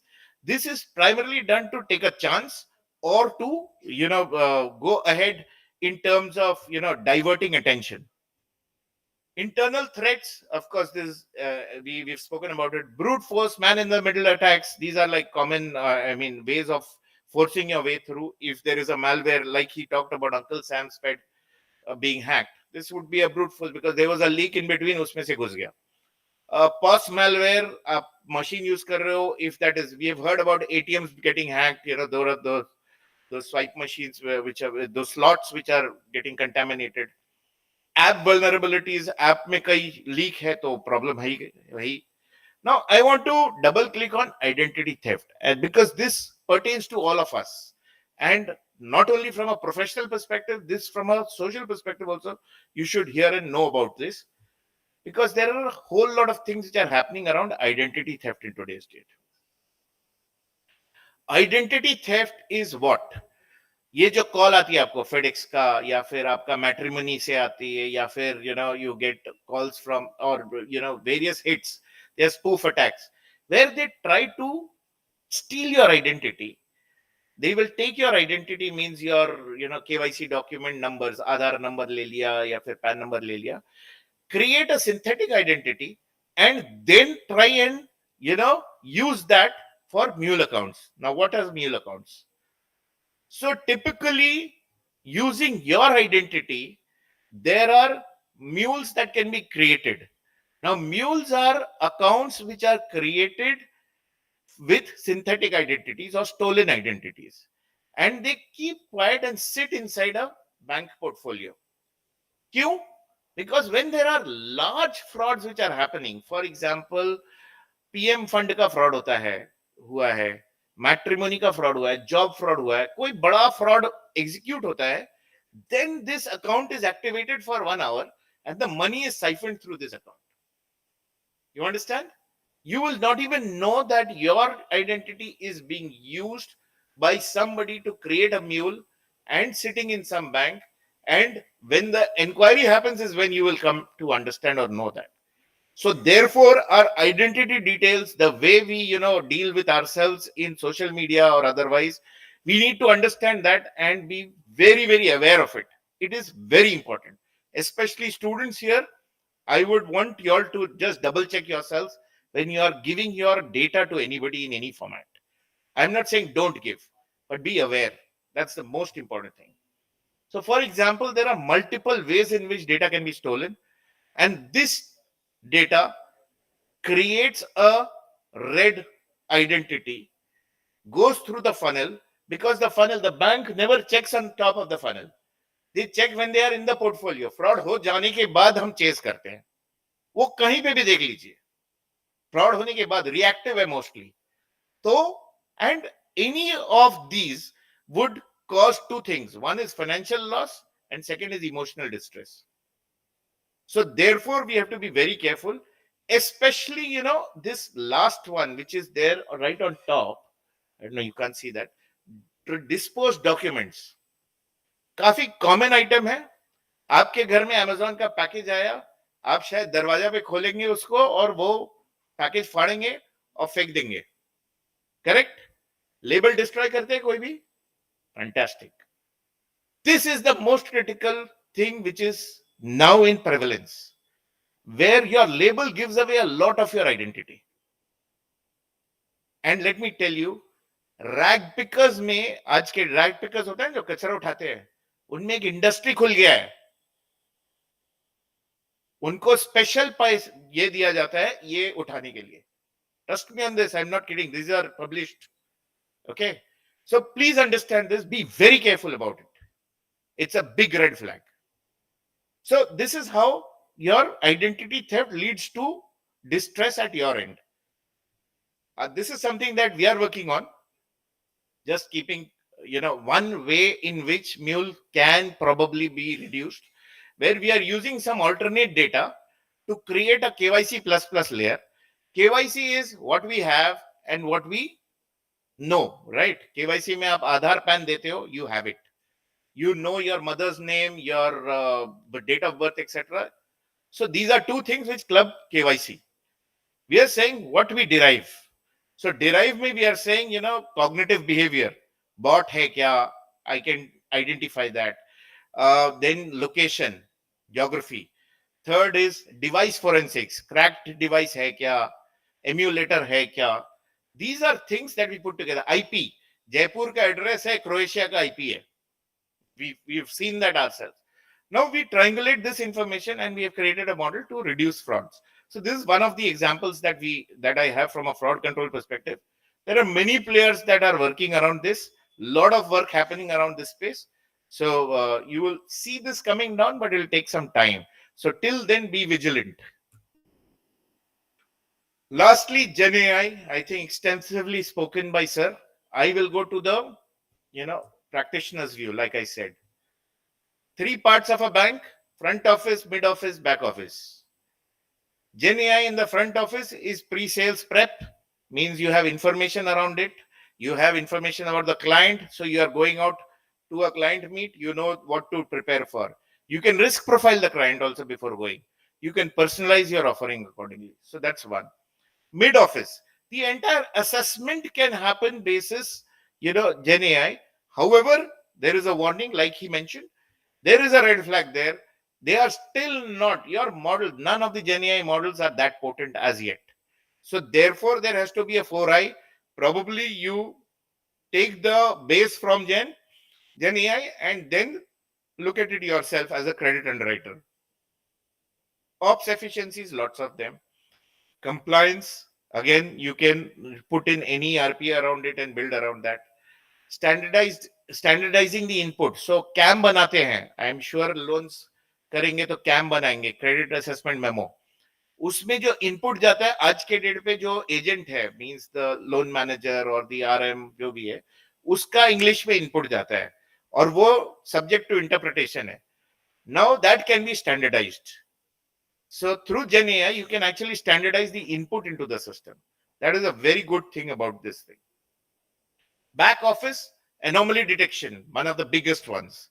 Second is fraud control through anomaly detection again, and any other issue.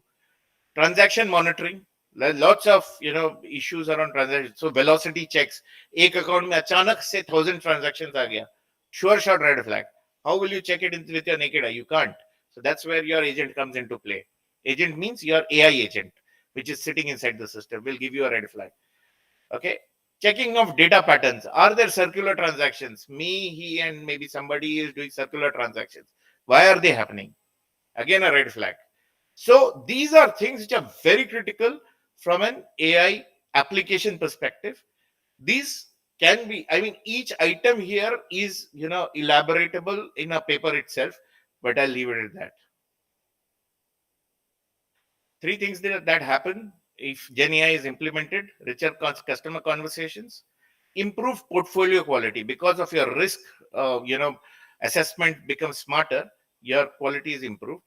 Enhanced efficiency, obviously, because they, like I said, input becomes quick, standardized. So somebody who's reading the input will reduce time, right?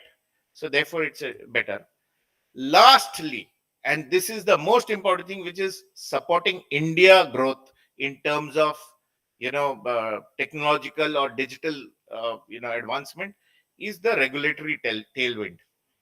So both RBI, who has created RBI-H, which is Reserve Bank of India Innovation Hub, and IRDA have these regulatory sandboxes.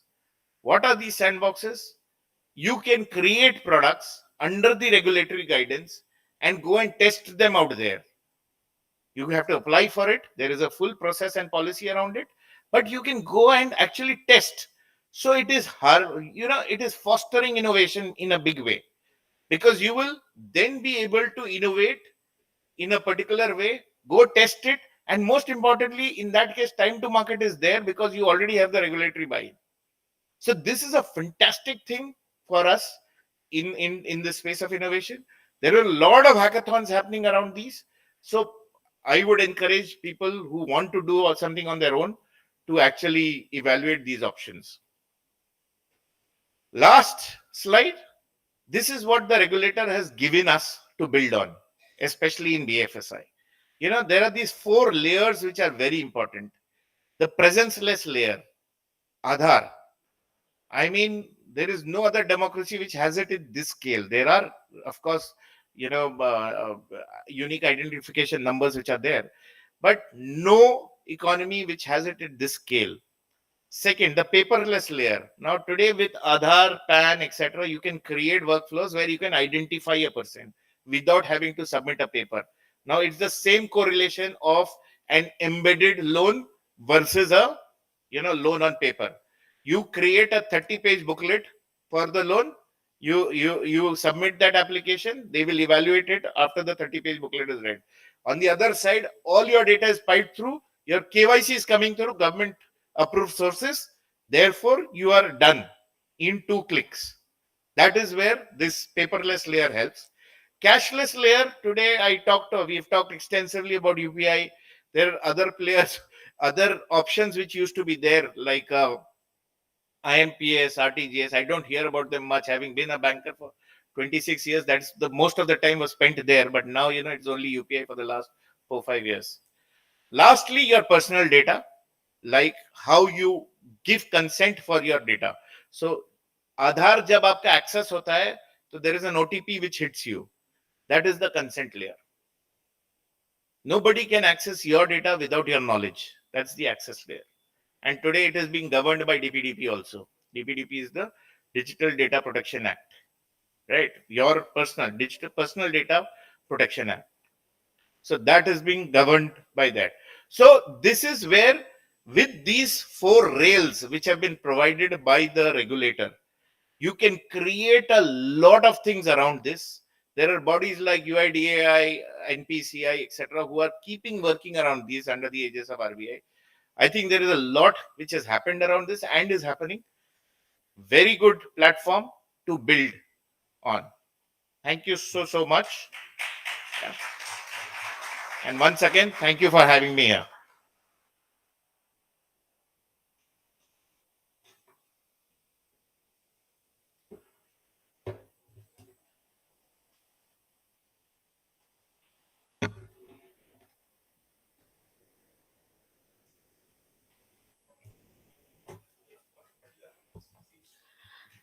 Thank you so much, sir. I would like to now invite CMA BK Unhelkar, sir. Oh, yes. Sir.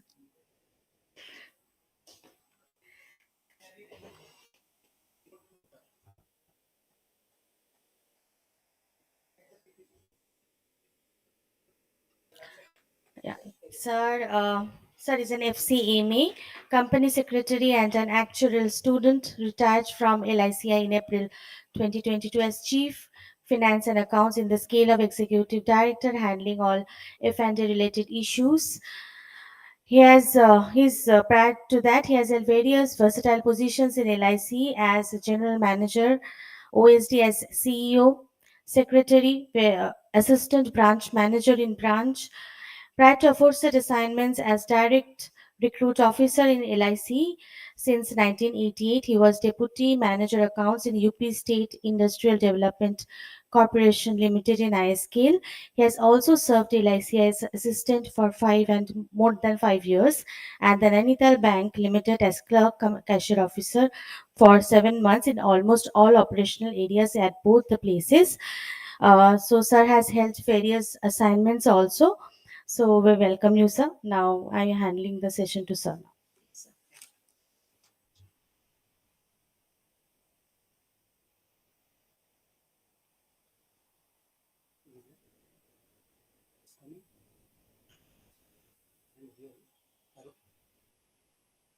नमस्कार। Already lunch time हो चुका है time table के हिसाब से। कल भी इस सेशन में जो थे उन्होंने कहा था कि मुझे दोष मत देना यदि लंच में देर हो जाए। सबसे पहले तो मैं BFSI टीम का और चट्टोपाध्याय जी का बहुत बहुत धन्यवाद व्यक्त करता हूं कि मुझे इस 2 दिन के मैच का आखिरी ओवर मिला है। मैंडेटरी ओवर में भी जो लास्ट ओवर होता है उसमें बॉलर की क्षमता देखी जाती है, और वो भी इस सेशन में सारे वक्ताओं से बैंकिंग के बारे में सुनने के बाद, जो कि हमारी आवश्यकता है, एक नीरस विषय के बारे में सुनना, इंश्योरेंस के बारे में। मैं देखता हूं आपकी कितनी क्षमता है। प्रयास करूंगा कि जल्दी से आपको लंच सभागृह में ले जाऊं। ये सेमिनार जो आप देख रहे हैं 2 दिन बहुत ही बढ़िया प्रयास रहा है, और in this last session we entire panel were given the topic that what has the contemporary overview of banking which you have heard for the last 1.5 hours, and what is the way forward. I will just briefly touch in both the points. This is about my brief. What is the brief journey of life insurance industry? Let us see. In 22, the largest life insurance company, which is still not a company, it is a corporation, it is not company under Company Act. It had an IPO. We know about LIC because LIC is the synonym of life insurance. गांव में आप जाइए, किसी से पूछते हैं कि आपके पास बीमा है, तो उसको समझ में नहीं आता कि बीमा क्या होता है। मेरे पास LIC है। This is the synonym. Now go back. What is the topic was that what is the overview and the contemporary development? Let us see how was the state of the life insurance in 1947. Mr. Bhattacharya ji has just spoken in the last session, and उन्होंने सबसे अच्छी बात कही कि रोटी कपड़ा मकान के साथ में बीमा भी एक आवश्यकता है।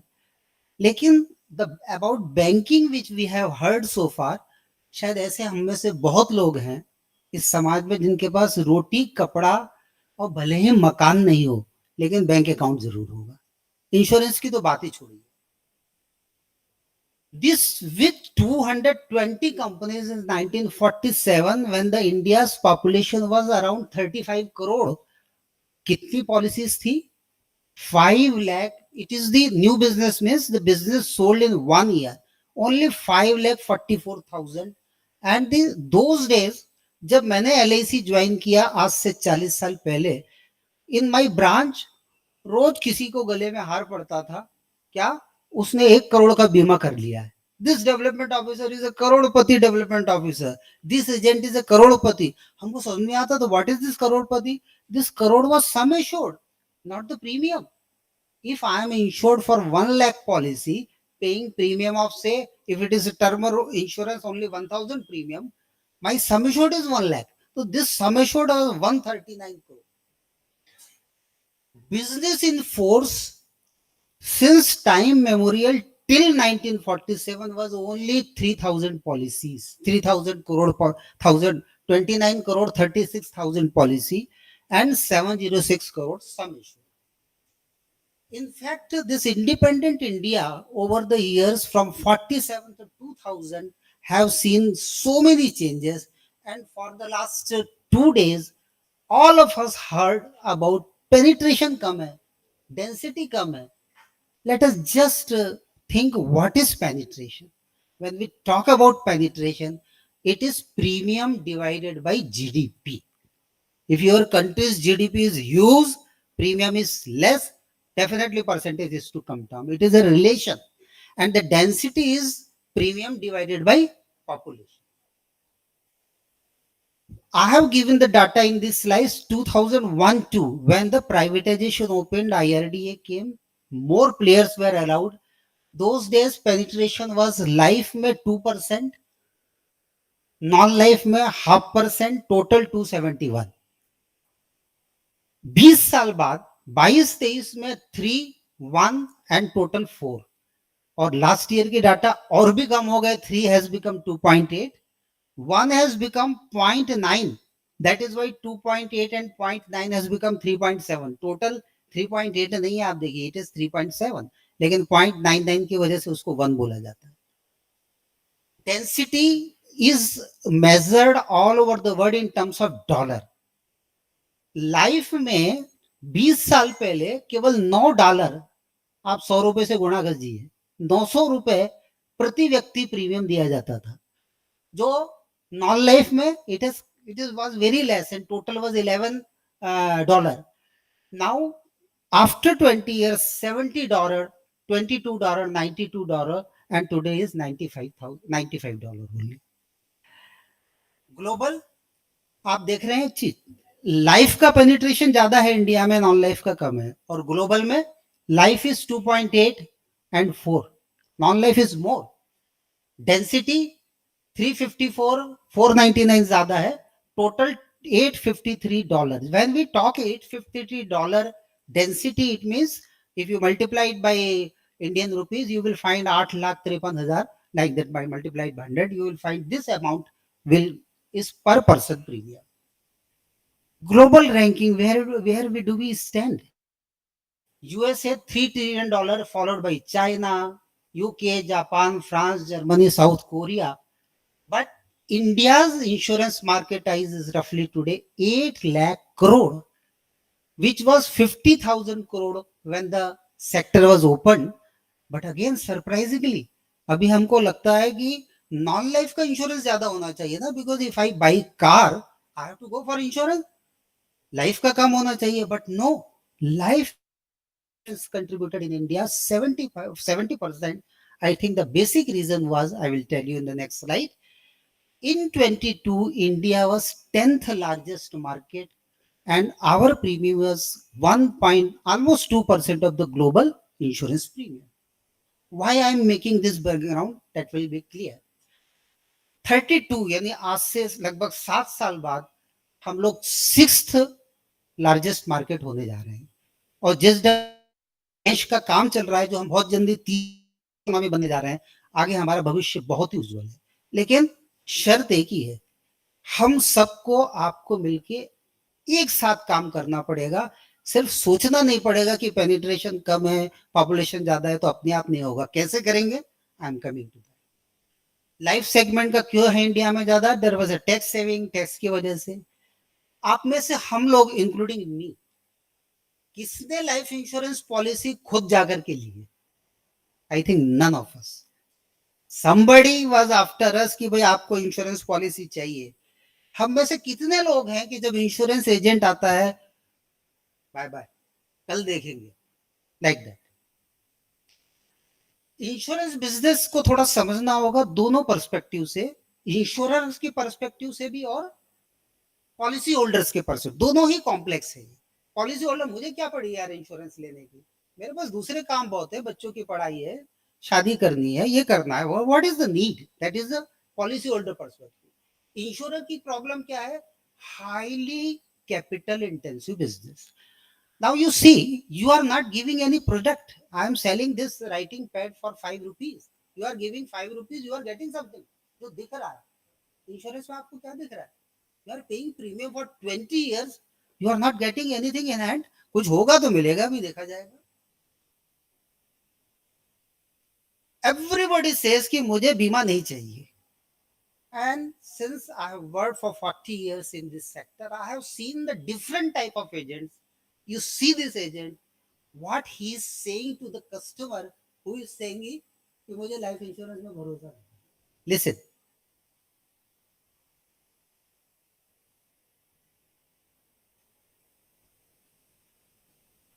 Sandro, you asked me about the great objection, I don't believe in life insurance. Does anybody get that, or does it just happen where I live? Okay. If somebody says to me, I don't believe in life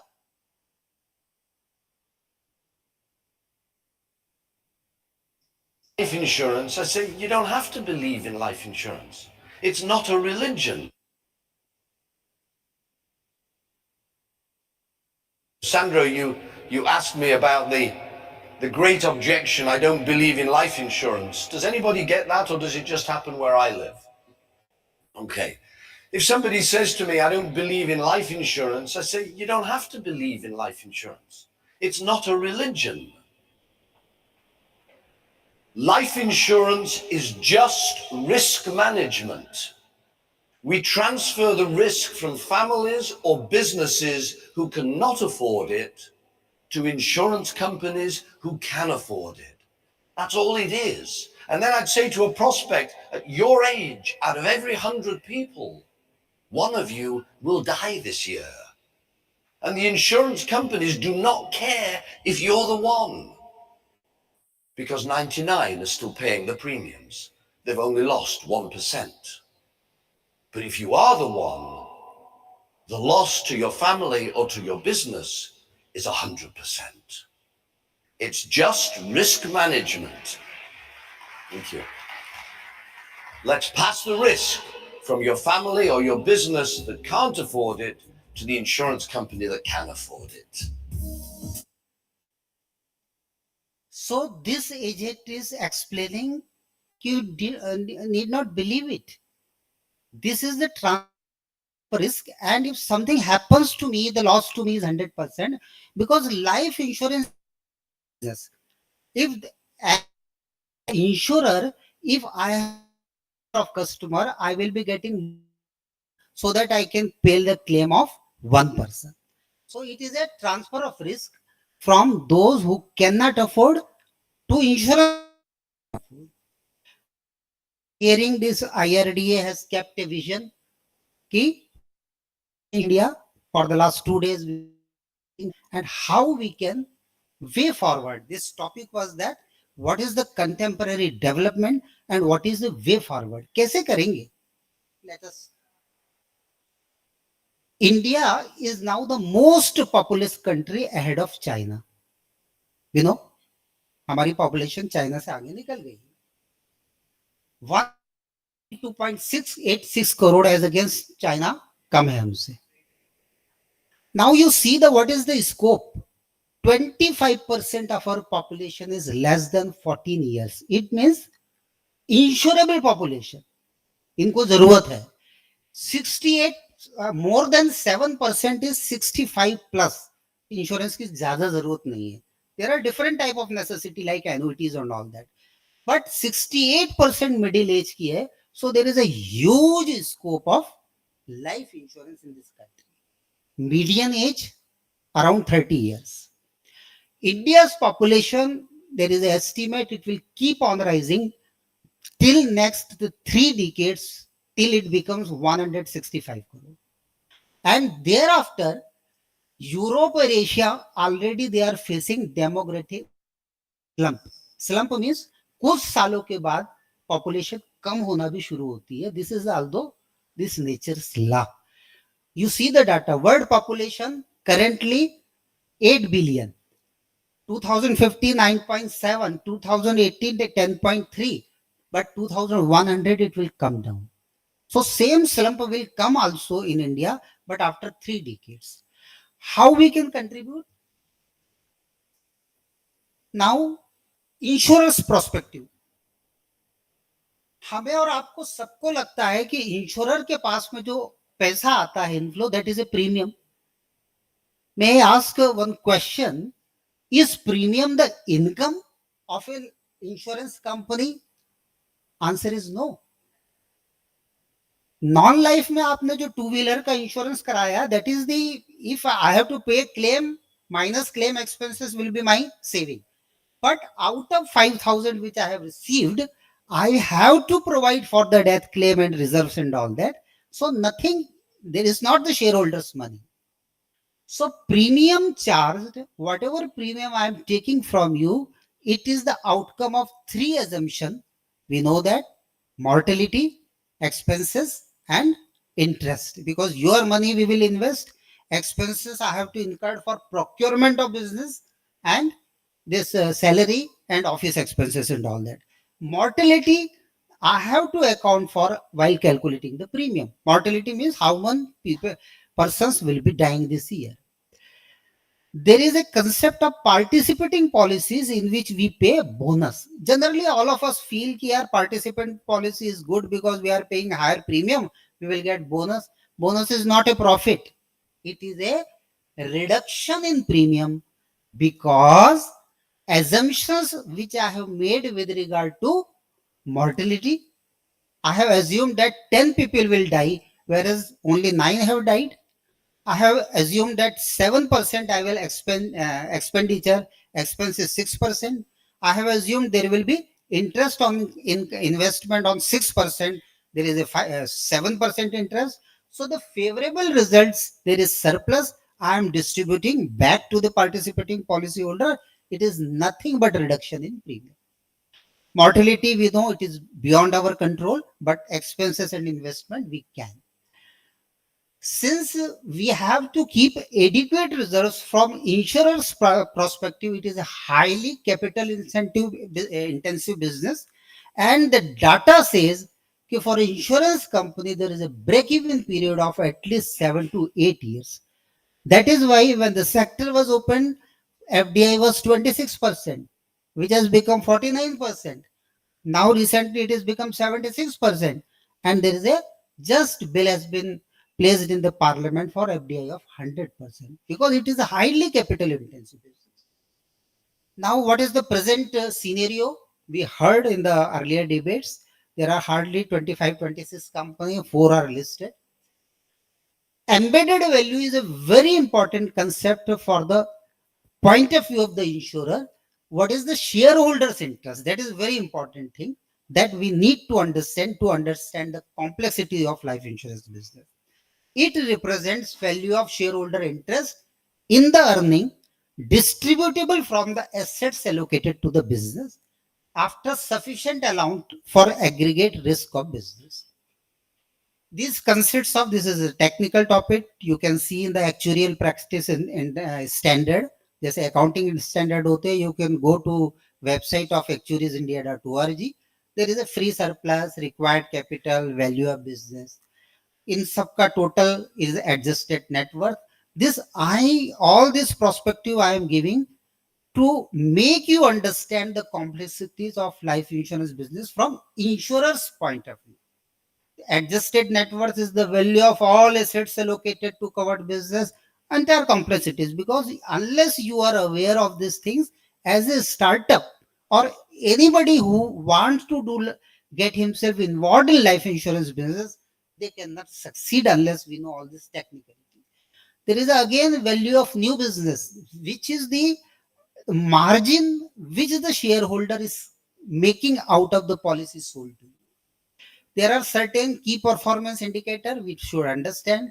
Annualized premium, if you are giving quarterly premium multiplied by 4, that is annualized premium. Sum assured, I have told that 1 lakh sum assured. Premium. Sum assured is the what my family will get if I cease to exist. Cost ratio is very important from the point of view of the cost accountant. Normally, life insurance company 6 to 7% cost ratio they operate. Very important indicator is persistency ratio. If you are having policy of 20 years, but after there are many people who pay the 3-4 premiums, policy is lapsed. It means policy is not persistent. There is a huge loss to the policy holder because your money has gone west and you are also not covered. VNB, I just explained, VNB margin, this shareholders margin. Embedded value clear. What is the operating earning on that? Operating return. All this technicalities. Net premium is, I can be insurer. I can give you the policy of 1 crore sum assured, but I am not capable. So I will reinsure from some reinsurer company. I have to pay premium. That is the net premium. Asset under management. How much today LIC is having 50 lakh crore assets under management. So these are because over the year, because life insurance is a long-term business and the investment, you can, I think, see this planning commission's data in many 5-year plans, insurance company has contributed a lot. Solvency ratio is very, very important, which tells us how much solvent you are. So these are for the tangible products. Now I'm finishing within 5 minutes, that from the policyholder's perspective, how it is important.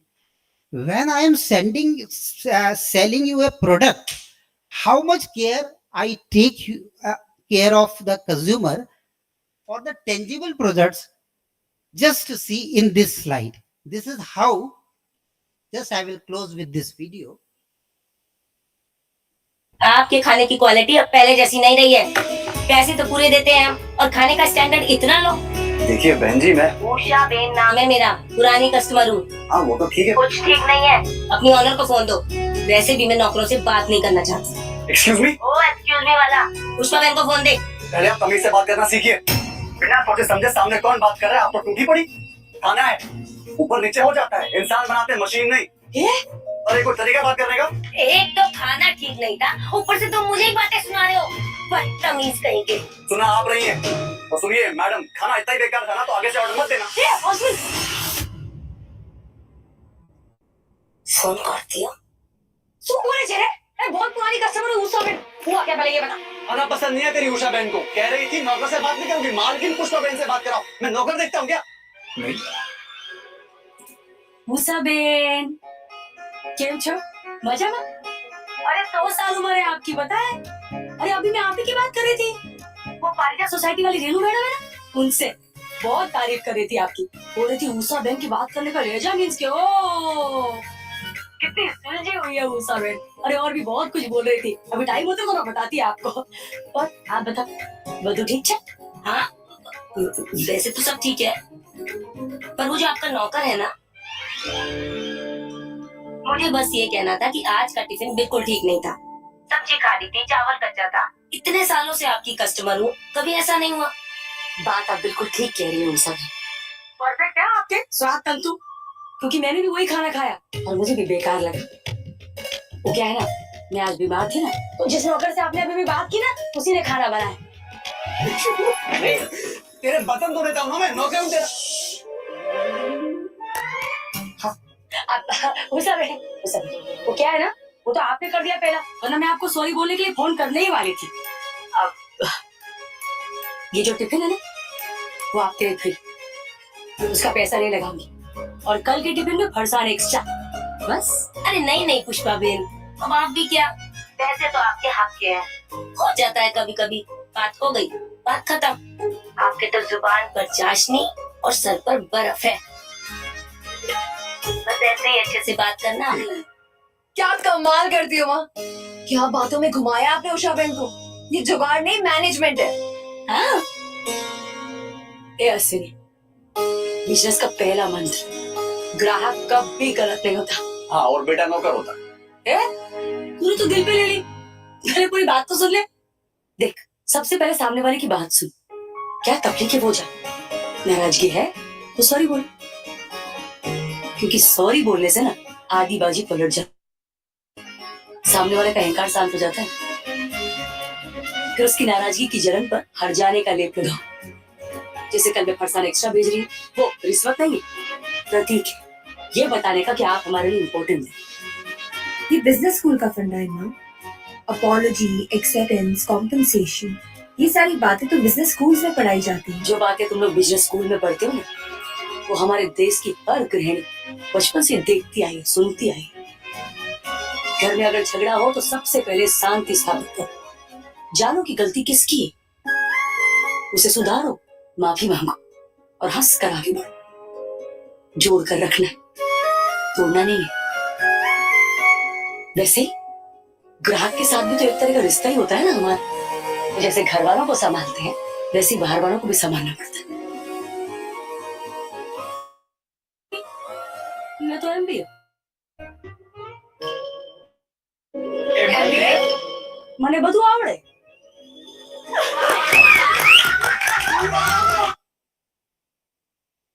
Tangible वस्तु के लिए ग्राहक का इतना ख्याल रखना है, तो इंटेंजिबल में आपको क्या करना पड़ेगा, that is very important. This I wanted to highlight in this side. We have to from onboarding till conclusion we have to take care of this two concept from the policy holder point of view.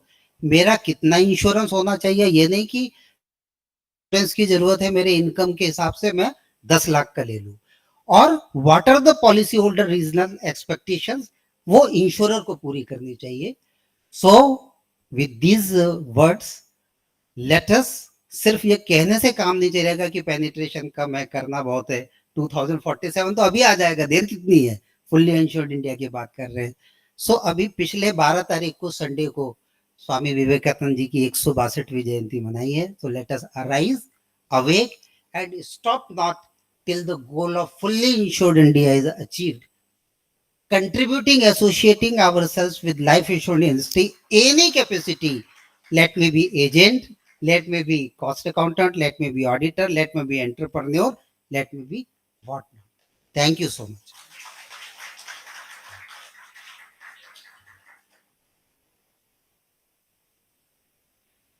Thank you so much for such a motivational session, sir.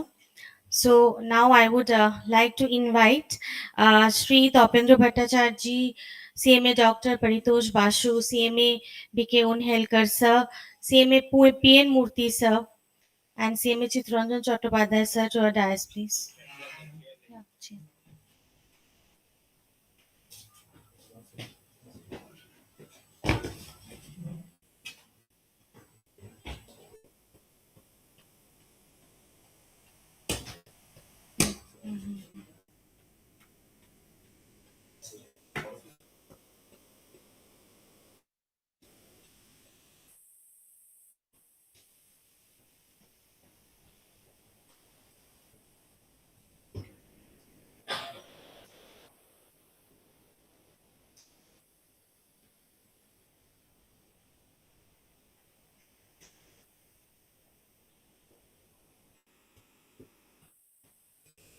So I will now request CMA PN Murthy sir, our board member, to give the vote of thanks.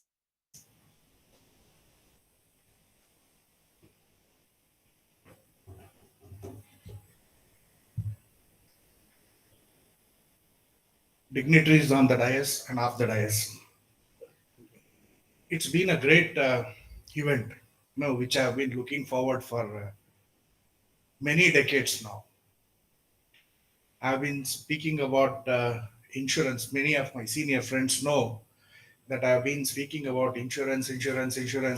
जब आप लोग सिर्फ cast audit stock valuation ये कह रहे थे, उस time पे मैं कहता था insurance, and the institute has been very helpful and accommodative in listening to me. Now the time is to say thanks, because it has to be said very well. In Sanskrit, there's one word. The last consonant important. When you say thanks, you say wrongly spell it, Kritagna, it gives the exact opposite meaning. So we need to say it very clearly and correctly. So obviously, at the end of the session, we are here to express our gratitude to all the speakers of this event. That reminded me of small thought. You know, in Bangalore, we have a flower exhibition in Lal Bagh. You know, flower is one word, but when you get in, you will see different colors, different fragrances, and so many things. So cost accountants are also like that. You know, though we are all CMAs, each one of us has our own talent, our own scope. So obviously, we blossom in that respect. I will not, I made a very long note. I will not get into it. One thing I wish to say, every speaker has given the entire meal in one capsule, and we have been forced to gulp it. Sorry, Chitada will permit me to say this. We had no other option. But now, what we will do, we will start chewing. You know, we have gulped it. Now there is plenty of time. Let us start chewing and see the essence of what we have taken. Amazing. You know, I'm a management consultant. Wherever people have a problem, I have an opportunity. Insurance industry has so much. Every word which has been said by many people has opened so many options. You know, I have listed about more than 20-25 options which CMS can now get into. I'll share that with the board and with our committee, so that possibly we can explore. And some of us seniors here who have the expertise can do a little hand holding and help our members to use those opportunities. So I thank everyone. I'll not take any particular name. But one very striking point which today I observed is, you know, some very typical words have been said. Uh, Mr. Basu, when he was talking, he said de-risking. You know, when COVID came, what we did, you know, I also teach in universities. We started a term, de-schooling. Now we all send our children to school and we had to de-school. That means, how do we pass on the same knowledge without going to school? Now, here we are in the risk, and how do we de-risk? Whether we accept it, keep it, share it, transfer it, what do we do? So CMS have a very fantastic role to play in this. And at the end of it, thanks to the institute, the council members, BFSI team, particularly our beloved chairman, Chitoda, and the entire team, IMC, all our sponsors, our members, our participants here, all those who have contributed directly and indirectly for the success of this event, a great, sincere thank you. And wish you all good luck and prosperity in the days to come. Thanks again.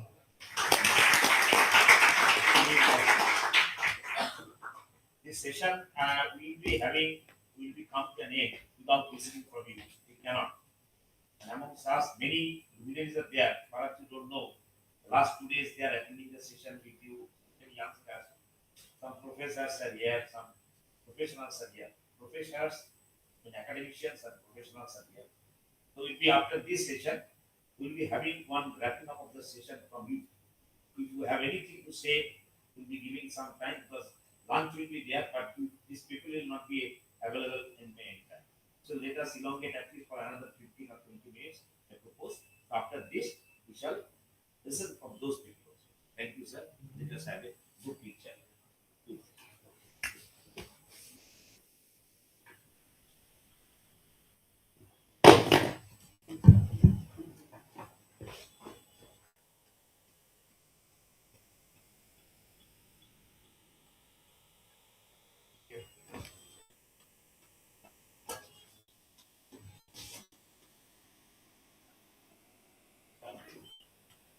Now I request Dr. Koribi, please. Now we'll be starting this session.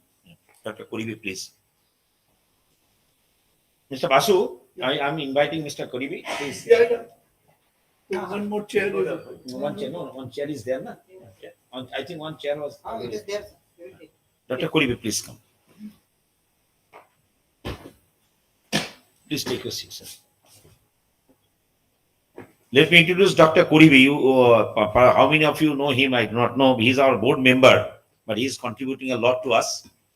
Actually, we wanted that a open house session should be there with all our board members.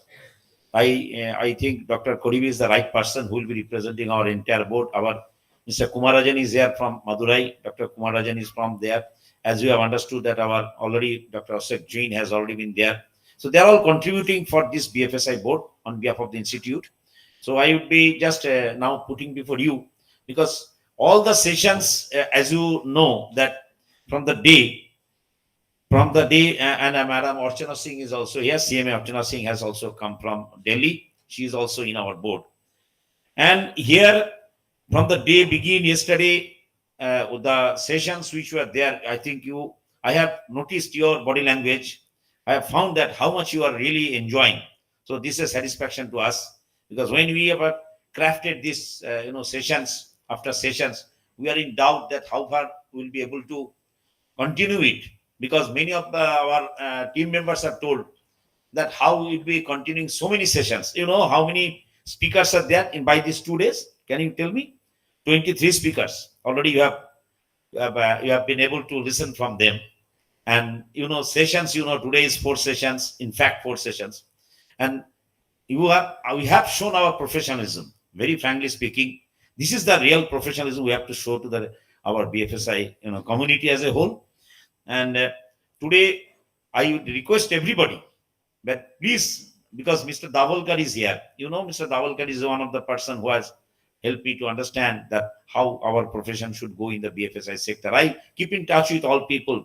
Madam is there. Madam is also, in the cyber security. She's working in a big way. Though actually many people are known, unknown, but everybody, we are in touch with our webinars and others. So therefore, this is the high time, because our board members are here. May not be there in DAS, but they are here today. So my request to you, please come up with some of your how you like this program, whatever your suggestion, because it will bring us that sort of, take us to that forward, that again, when we will be holding this sort of program, we can rectify ourselves if we find that something mistakes are there, because this is the first time in my, chairmanship, this BFSI board is doing such a big program. It's a national event. Therefore, I request you all, if you feel you can come here and you can please share your views. So please, if you feel somebody.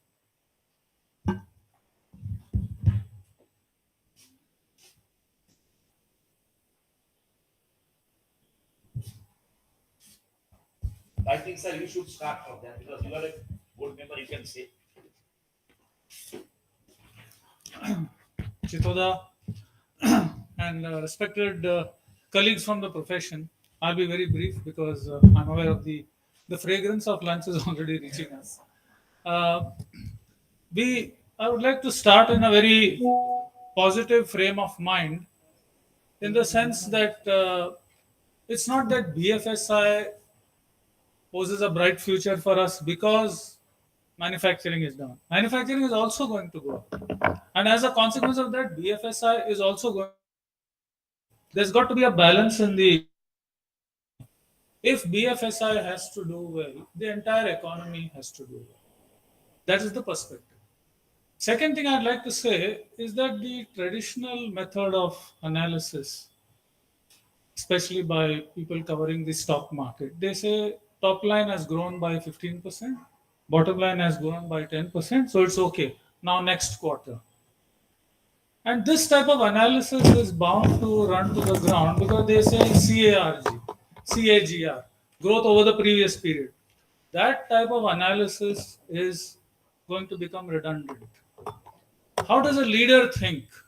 A leader thinks that, look, I'm a coach, my ward is a potential Olympic champion, but he's injured. I cannot expect him to get a medal in the next 6 months, but I prepare for the long haul. Okay, and then the Olympic champion comes about. By the same token, I would say that the Indian economy, which is a subset of the world economy, is in the mode of a reset. And I know India has got great business leaders. So for the last 3 or 4 quarters, the analysis coming from the corporate sector, earnings growth is not coming. It does not worry me. Earnings growth is likely to be less in the calendar year also. That does not worry me because the business leaders here are in the stage of reset due to all those risks which Mr. Basu gave out, those 8 type of risks.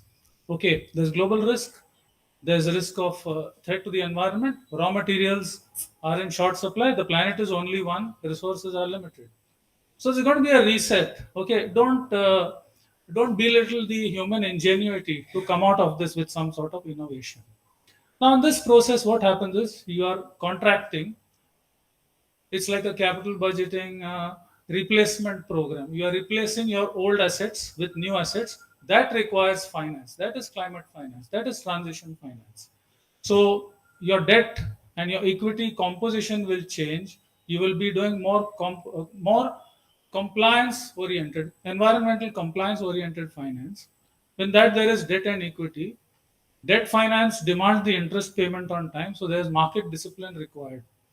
And equity finance is more sympathetic to changes. So under the umbrella of ESG is not to be seen as a label, but ESG and climate finance is the umbrella under which the financing will come for transition. It may be transition for capex or opex, but basically it is transition finance. So the role of venture capital, the role of debt finance, the role of equity from institutions to support this will be very, very important. And of course, there is insurance to back it up. So all put together, this will form the fund to ride through the rough period of the next 1.5 years. That's my proposition here. Thank you very much. So I request invite you. So because this is a time, time is short because we also do not want to elongate your lunch. But by this time, Mr. Davalkar, if you can please have your some words here, please, because this is ultimately is our all the community of CMAs are here. We want to listen from you. I can stand there. Yes. Okay, I stand there.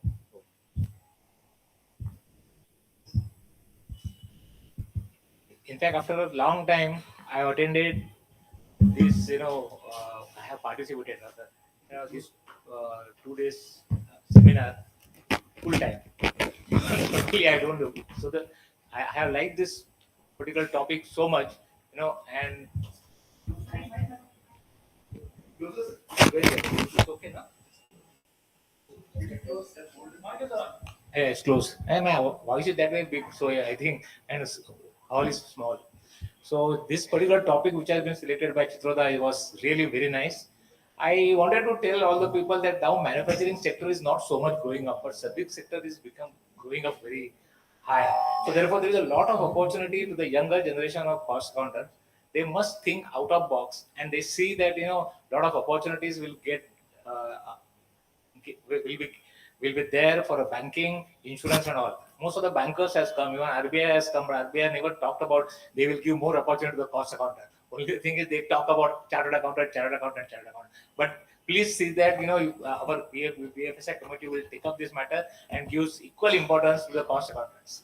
Okay, many of time if you go to the market and they say no, cost accountant certificates are not acceptable, though they do much better work than other professional institutes. Okay, so what I feel is people should take away from here this good thing. Okay, and such type of courses, such type of seminar one should do quite often. Thank you so much. Thank you, sir. Just let me tell you. I'm telling you, that's one information. Maybe gap is with you. RBI has got a as 10 grade B officials where cost accountants are par with other professions. It's not like that. And for the certifications, now most of the banks are coming with certifications from the CMS.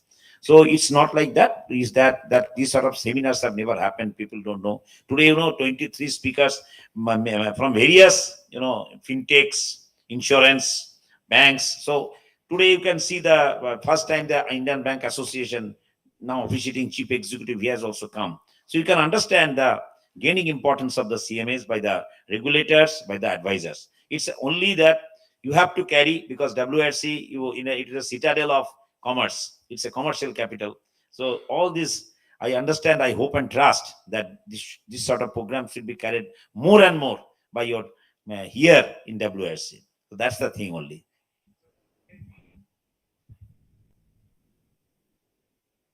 Recently, I was trying to give a certificate to IRDA. Hello.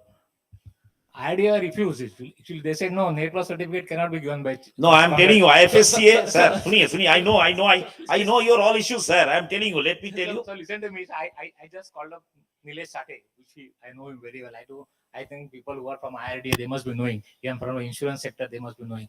So he said, right now, these people are giving more and more importance to the other institute than you. Right. Because I just want to mention before everybody, because here you have to know the IFSCA, International Financial Service Center Authority, which is one of the regulators. You'll be very happy. We have come out with a move with IFSCA, number one. Number two, in any financial, foreign entities who are coming to this country, and if you being a professional, if you provide any service to them, now IFSCA has also given all mandate to our profession also, because now IFSCA is getting lot of queries about that, and that's why they have in their gazette notifications, network certifications and other certifications can be done by the CMS also, that it's already there. So my only issue is that the BFSI sector was hitherto not being to that extent excavated. I should say excavated. Now it's just excavation is started, and you should be a partner to that excavation. That's the thing only. So I think any questions? Anybody? Any is there from your side? No, I've done that. Any younger generations, you have all come. I am very happy that many young generations have participated. If you have any, because you are all board members are here, and our one of the the strategists in our institutes who has always been helping us with the very development of the course, study materials and everything. Dr. Sime Paritos Basu, he is a mentor to that extent for our institute. So naturally, you have got the good, next today's opportunity. Even if you have any questions, Dr. Basu is also here. He can also speak on that. I'm available in LinkedIn. You can ask me any question there, and no question will be going unanswered. If you feel shy here, please carry with me in LinkedIn. That's the platform for professionals. It has been a very constructive session and knowledge sharing us there.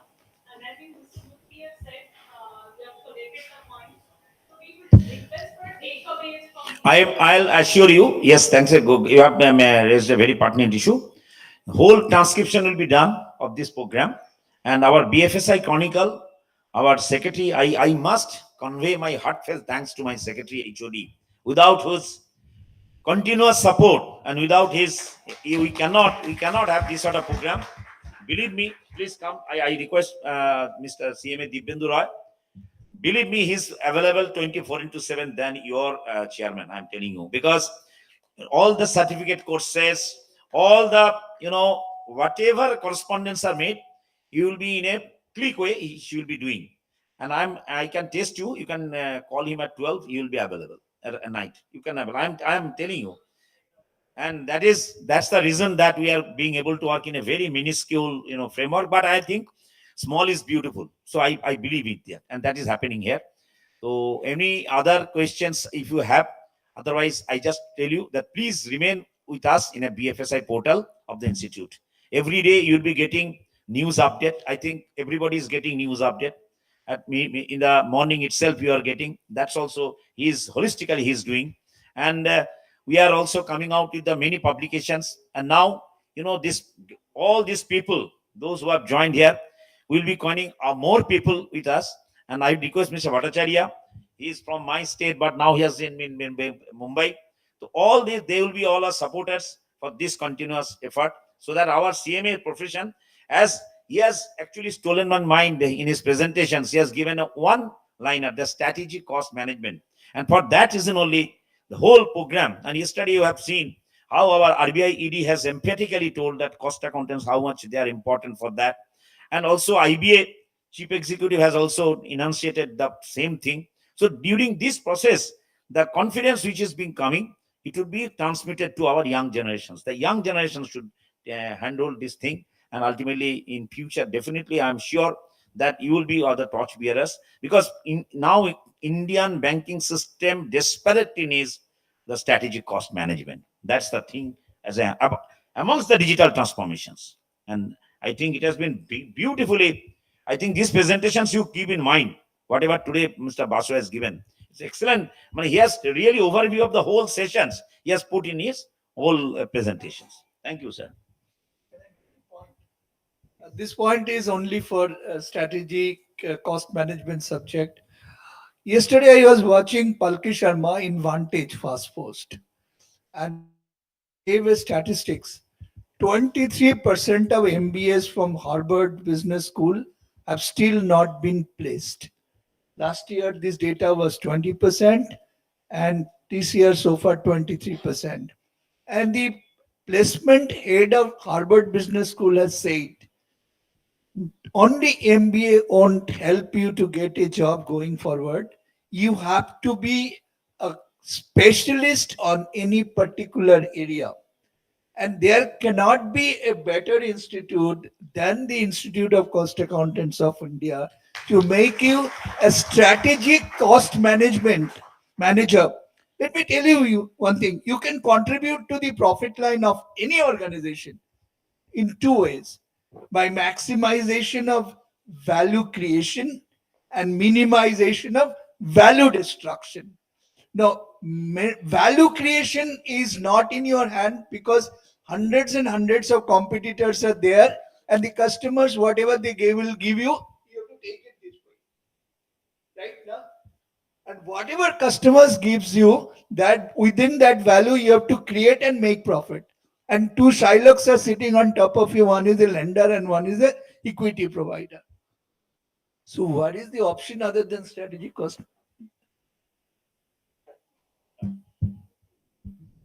Sir, just to mention yesterday's news of Palki. This when I was hearing this MBA's state of Harvard students, I just went to my past journey of 4 decades. Let me tell you, I have seen many chartered accountant, LIC agent. Because this, as a cost accountant, also, if we start intermediary work, there is a huge scope. And believe, life insurance, you have to go to the people. And I know many people who are the professionally qualified, they are good in their profession, but they are connected with the families for 4 generations. And this generations, 4 generations, has never visited LIC offices, because this person he has established office, he is keeping all the records, and again he is getting commission for 20 or 25 years. And I know one agent, you will not believe, I think many of us do not know that. Do you know that I can take my policy from my date of birth? Today is 17th January. My date of birth is 11th April. If I want to take life insurance policy, I can take. I have to pay only interest from 11th April to till date. This agent always sells policy. He is a professional person. He is a chartered accountant, let me tell you. From the date of birth. What and 30 साल 80 90 की बात मैं बता रहा हूँ आपको. What he used to those days, after 5 years survival benefit, money back का check आता है, मैच्योरिटी का किस तारीख का डेट का चेक आता था, बर्थडे का. This person early in the morning will visit the client with a bouquet, with a sweet box, बेल बजा के, सर हाउ आर यू, अरे सर कैसे कैसे, sir many happy returns of the day, अरे आइए आइए, आपको सबसे पहले मालूम है, मिठाई दिया और साथ में चेक भी दे दिया. This person has never come back from that family without further cheque, क्योंकि 5 साल में बच्चे बड़े हो गए, किसी और की पॉलिसी चाहिए. This he has done for 4 generations. Like that, there is a tremendous scope from the professional. So, I request any questions, please. Please give me a because it is recorded. Good afternoon, all of you. I come from Coimbatore branch, Coimbatore CMA branch. So I'm so happy to see all. I have seen all of you only in the webinar, so seeing you in person was a great experience. And thanks a lot for bringing so many eminent speakers in one platform. It was really worth it. I mean, I really felt very nice attending this 2-day session. So just wanted to express my gratitude to you, sir. Thank you, sir. Thank you. Coimbatore branch is one of the best branch. I'm telling you because I went to their branch. It's a very, very, they have got a lot of activities. In fact, CII, Coimbatore Cost Management, we had a program with the Coimbatore branch in Coimbatore itself. Thank you so much, sir. So with this, we are closing this 2-day national seminar on banking and insurance with the national anthem. जनगण मन अधिनायक जय हे भारत भाग्य विधाता पंजाब सिंध गुजरात मराठा द्राविड उत्कल बंगा विंध्य हिमाचल यमुना गंगा उच्चल जलधि तरंगा तव शुभ नामे जागे तव शुभ आशीष मांगे गाहे तव जय गाथा जन गण मंगल दायक जय हे भारत भाग्य विधाता जय हे जय हे जय हे जय जय जय जय हे